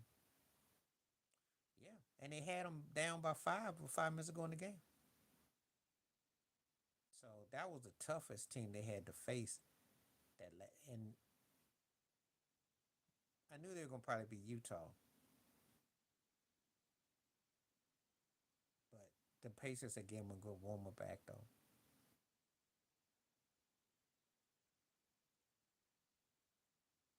You know,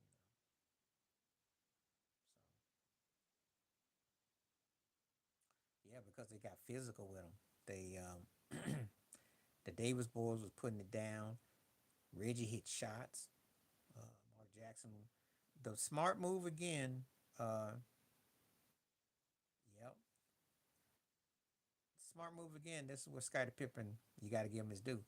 When they switched him on Mark Jackson for the height and deficiency, that's because that was a problem right there. That was a problem. And Scotty always guarded the guards, and he would go at him. That was huge. I think if Scotty's really hurt or they don't have enough juice, they lose that series. That series was the one that really drained them the most. And only that series is why I could see justify. breaking them up. He always looked like a party dude, though. We used to call him old Ronnie Greasy Cycli. That's what we used to call him. We used to call him Ronnie Sicily. That's what we used to call him back in the day. Ronnie Sicily is what we used to call him. But we were cracking up that he could have been the X Factor, but he didn't want to go to Utah. He was a Miami cat. And as you tell me he's a DJ, ain't no way in the world he going to leave South Beach for Utah. He couldn't pay him enough money. Because some cats are about their lifestyle as opposed to a ring. I kid you not.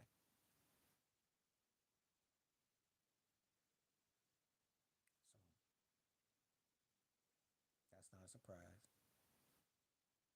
But yeah, that was a tough series, though. I ain't lying. I ain't lying. They interviewed some cats in the NBA and they said, man, hey, going to Utah. I heard Rasheed Wallace. Cats didn't like going there. Um, the Spurs team was just better. They had the size in the glass and they hit big shots and they just was better. And Portland played good. I just think that yeah, no. San Antonio was just a better team. They had the right mix. Avery Johnson was huge and Sean Elliott, man, played out his mind. Sean was a dude a lot of people were pulling for because he had a real hardship. So, yeah, well, 50 games, it was a tough season though.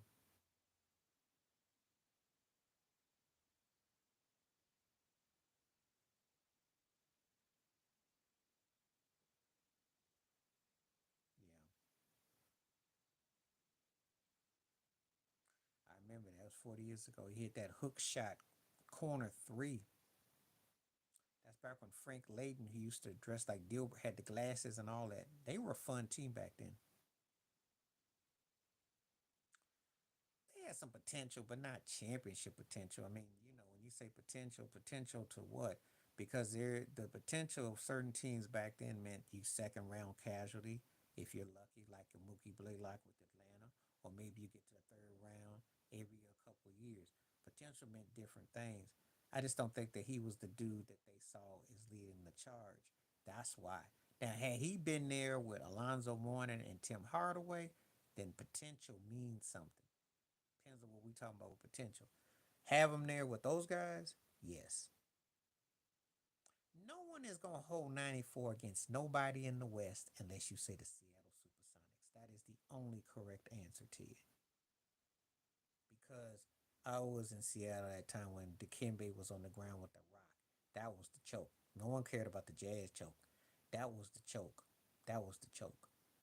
Because Seattle getting knocked out, that really was a shock. They had won 64 games.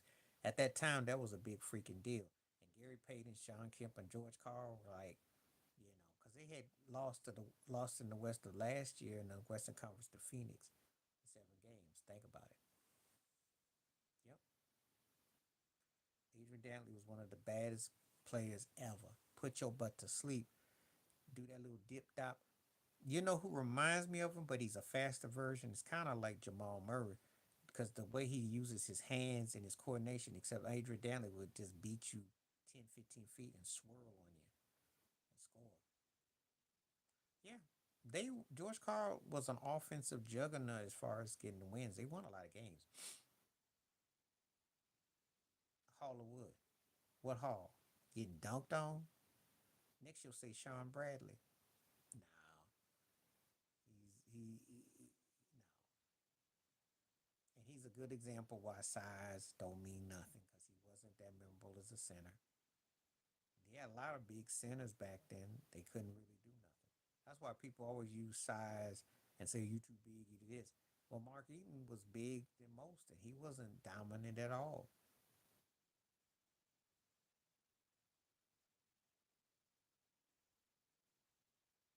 You got to be able to have some talent,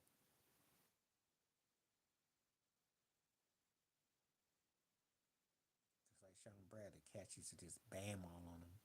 That was our favorite highlights. Big old softies getting dunked on was hilarious. That's when they used to embarrass you. I think it was when Jordan dunked on Eaton Because I remember John Stockton said, "Won't you dunk on somebody your size?" And he went beyond his size, went up there and just yanked on him, yanked on him.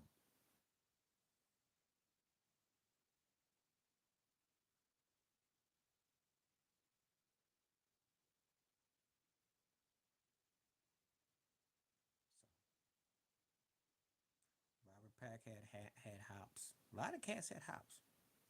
Just as sometimes you playing with teams where you know it's a lot of guys who had different skill set. I've seen a lot of these cats. It's just that they didn't get a chance to either showcase their handles or the spring because the NBA was different back then. It's not the way it is today. Some of these cats that were considered second and third tier cats would look like studs today, based on what goes for NBA ball today.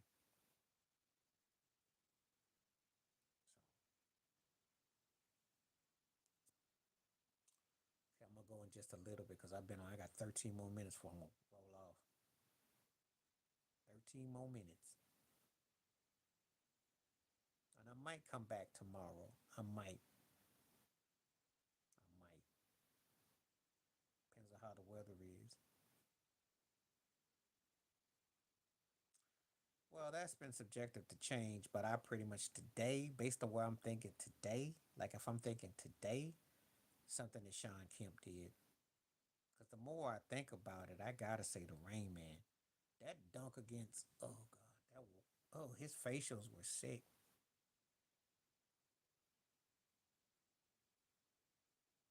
But my favorite facial expression of a dunk is still probably Blake Griffin on Paul Gasol, and to see Andrew Bonham make that face was hilarious. That was hilarious. But I gotta say the Sean Kemp dunks though. That, but I gotta say Sean Kemp. That because of size. I think Vince better as a dunker, but in you said in game, Sean Kemp. That one dunk when he looked at dude and he did a little shimmy. I'm like, because the Rain Man, yeah, he was a very unique dunker.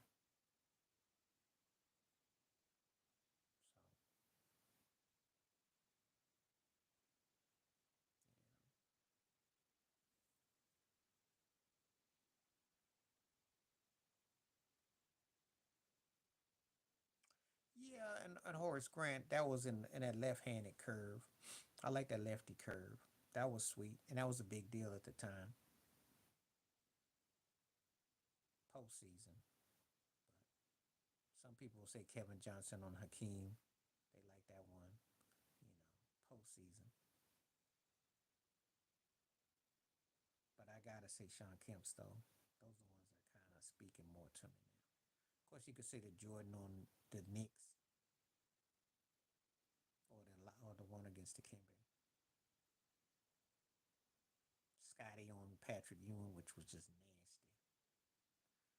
Yeah, Baron B. Diddy, who was called B. Diddy, by the way. I don't know if you want to be called that now when it the S curve B. Diddy. Yeah, Karolinka was never the same after his wife gave him permission to have one night or whatever he wanted to do. And B. Diddy just bammed all on him. Baron just got hurt and played with some subpar team. Because had he been with the right situation, history would have looked at him differently. He was bad. That was one of my favorites because I had a buddy who was a Sean Bradley fan. And oh, he just ripped on him bad. We loved anyone to bam on Sean Bradley was like, you're all right. No, no.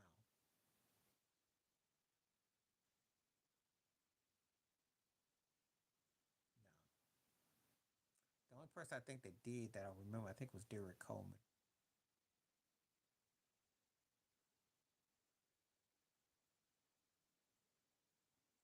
But he hung up in the air on him though.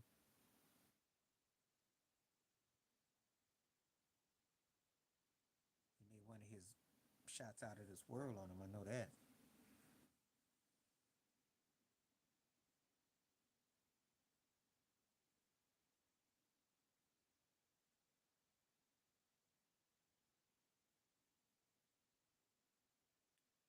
You know, if he did, they'd have had that thing all over the news or something.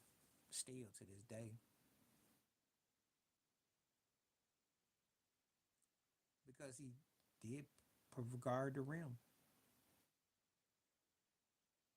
Yeah, you could do layups on him, and you better shoot it high archer.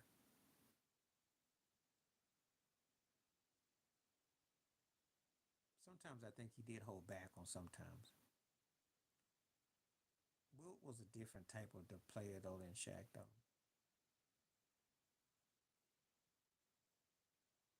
I do believe Wilt held back though, because I think he was actually intimidated by his own physical dominance.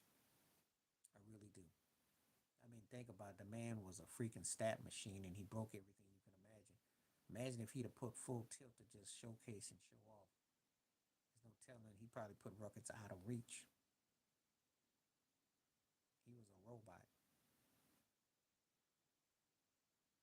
But you know, Wilt bound to hold back though. I think he did.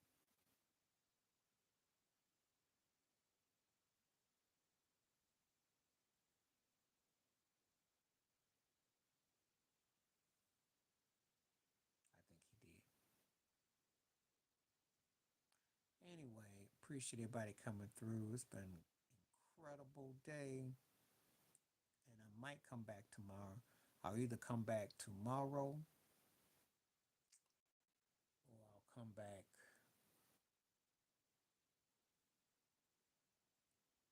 thinking either tomorrow, Wednesday, or Friday. It'll be one of those. I'll come back. So yeah, I'll probably come. I'll probably come back. I might come back tomorrow for a few. See what goes on. Talk this football. Talk. See, see what goes on. Got some more stuff. I definitely got some more material I'm gonna put up. So got some stuff to work on. But appreciate everybody that came through. Donations, memberships, etc. Numbers look great. Appreciate everybody. Yeah, we're gonna probably get back into that. I told you he was gonna get gone though. Did I not call it about him? It ended a lot different than I thought. I didn't think it was gonna be like that, but I knew he wasn't gonna last long in Dallas. They quit on him. They quit on him after that New Orleans game. He been a dead man walking. And speaking of meatheads, what's a Rex Ryan up there trying to audition for the Jets job again? Now that is some meathead. He still wants the job. And Mark Sanchez ain't gonna call out. They do. They suck. The kickers are like the NBA players. The guys who shoot threes but can't make 10-foot shots. These NFL guys can make extra points, can't kick nothing within 35 yards. It's embarrassing. That's why everybody's going for 2-point conversions and fourth down because they don't trust their kickers. That's true.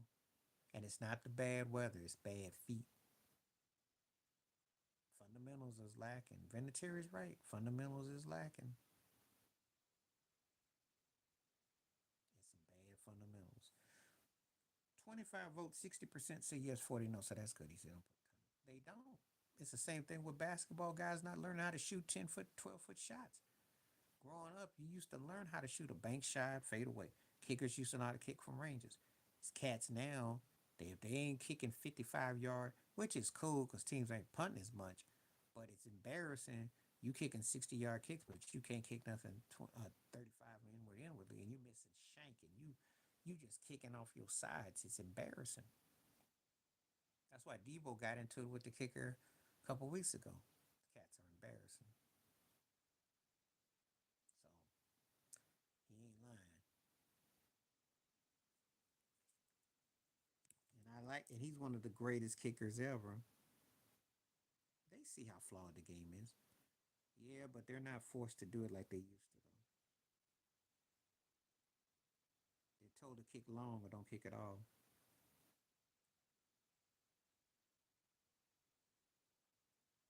It's a different game now. You can be more flawed. If you can make a 60-yard kick and get on the highlight reel, they love you. You can miss 3 kicks and still keep your job. I told you it's changed. It is changed. be missing extra points bad. Cause I watched that dude for Atlanta. That kid kicked all them balls off the left foot. And I even heard the announcer go, "What is that? Kicking knuckleballs?" I mean, just bad. That's just lack of fundamentals and condition. And this is in a dome. Because if it had been a wind-blown storm in New Orleans, he kicks like that, that ball might have hit you in the back in the water while you swimming. He's good. When he hit a 60-yard against Miami, he missed some close pass. He's all right. Kansas City got the best kicker, in case you want to know, though. Yeah, I saw your poochie. You got a poochie. That's a term I call them too, by the way. If you ever hear me say that in my football, when I do my live NFL, I do and I call them poochies. That's why I used to call them kick a lot of poochies. It's a lot of poochie. So that's what poochie mean. Them bad kickers. They got some bad kickers too. Bad kickers, bad quarterbacks, bad head coaches, bad secondaries. Those are real obvious this year. Those are definitely some obvious weak points. Yeah, I seen him kick a few for y'all. Like I said, just don't have to depend on when you need him. That's all I'm gonna say. But we'll see though. Anyway, I'm gonna go get me a bite to eat because I've been on for 3 hours and I got to roll. And appreciate everybody that came through. It's been a good day. And like I said, I'll probably be in tomorrow. Probably around there the same time if I get back. Stay on for a few hours. If I do tomorrow, then I'll come back probably either Wednesday or Friday or Saturday. It'll be one of those three. I might start doing two again. So I'll do a two. Appreciate you coming through as always, though, and great questions. And you definitely helped me out with a few things because the Adam Vinatieri thing I'm going to use, the Austin Rivers thing I'm definitely going to use those two. I'll get on that Austin Rivers one pretty quick though, because that's comical. He has to say whatever he's got to say for a job though. That's what that's about. So I'll do that one. So thank you. The Vinatieri one I can kind of wait on, but I'm gonna do it though, because the kickers are atrocious though. All right. Peace the best. Thank you for everybody for support. Stay safe, stay blessed, stay woke, stay free. Thank all the people coming for membership, the views, the clicks. And remember, the more I see and everything like this, we can do this more often because I welcome it and I appreciate everybody for coming through. So stay up and stay warm wherever you are. And also keep yourself safe health wise because it is getting cold again. And you have to protect yourself out here against the elements because you know how that's going to go. So just be safe, be blessed, be prosperous, and also be humble. Help out your fellow brother and your sister, because I emphasize that. Show the love to people. All right. So I'm gonna go ahead and call in best day peace. I'm out one time. Catch you next time.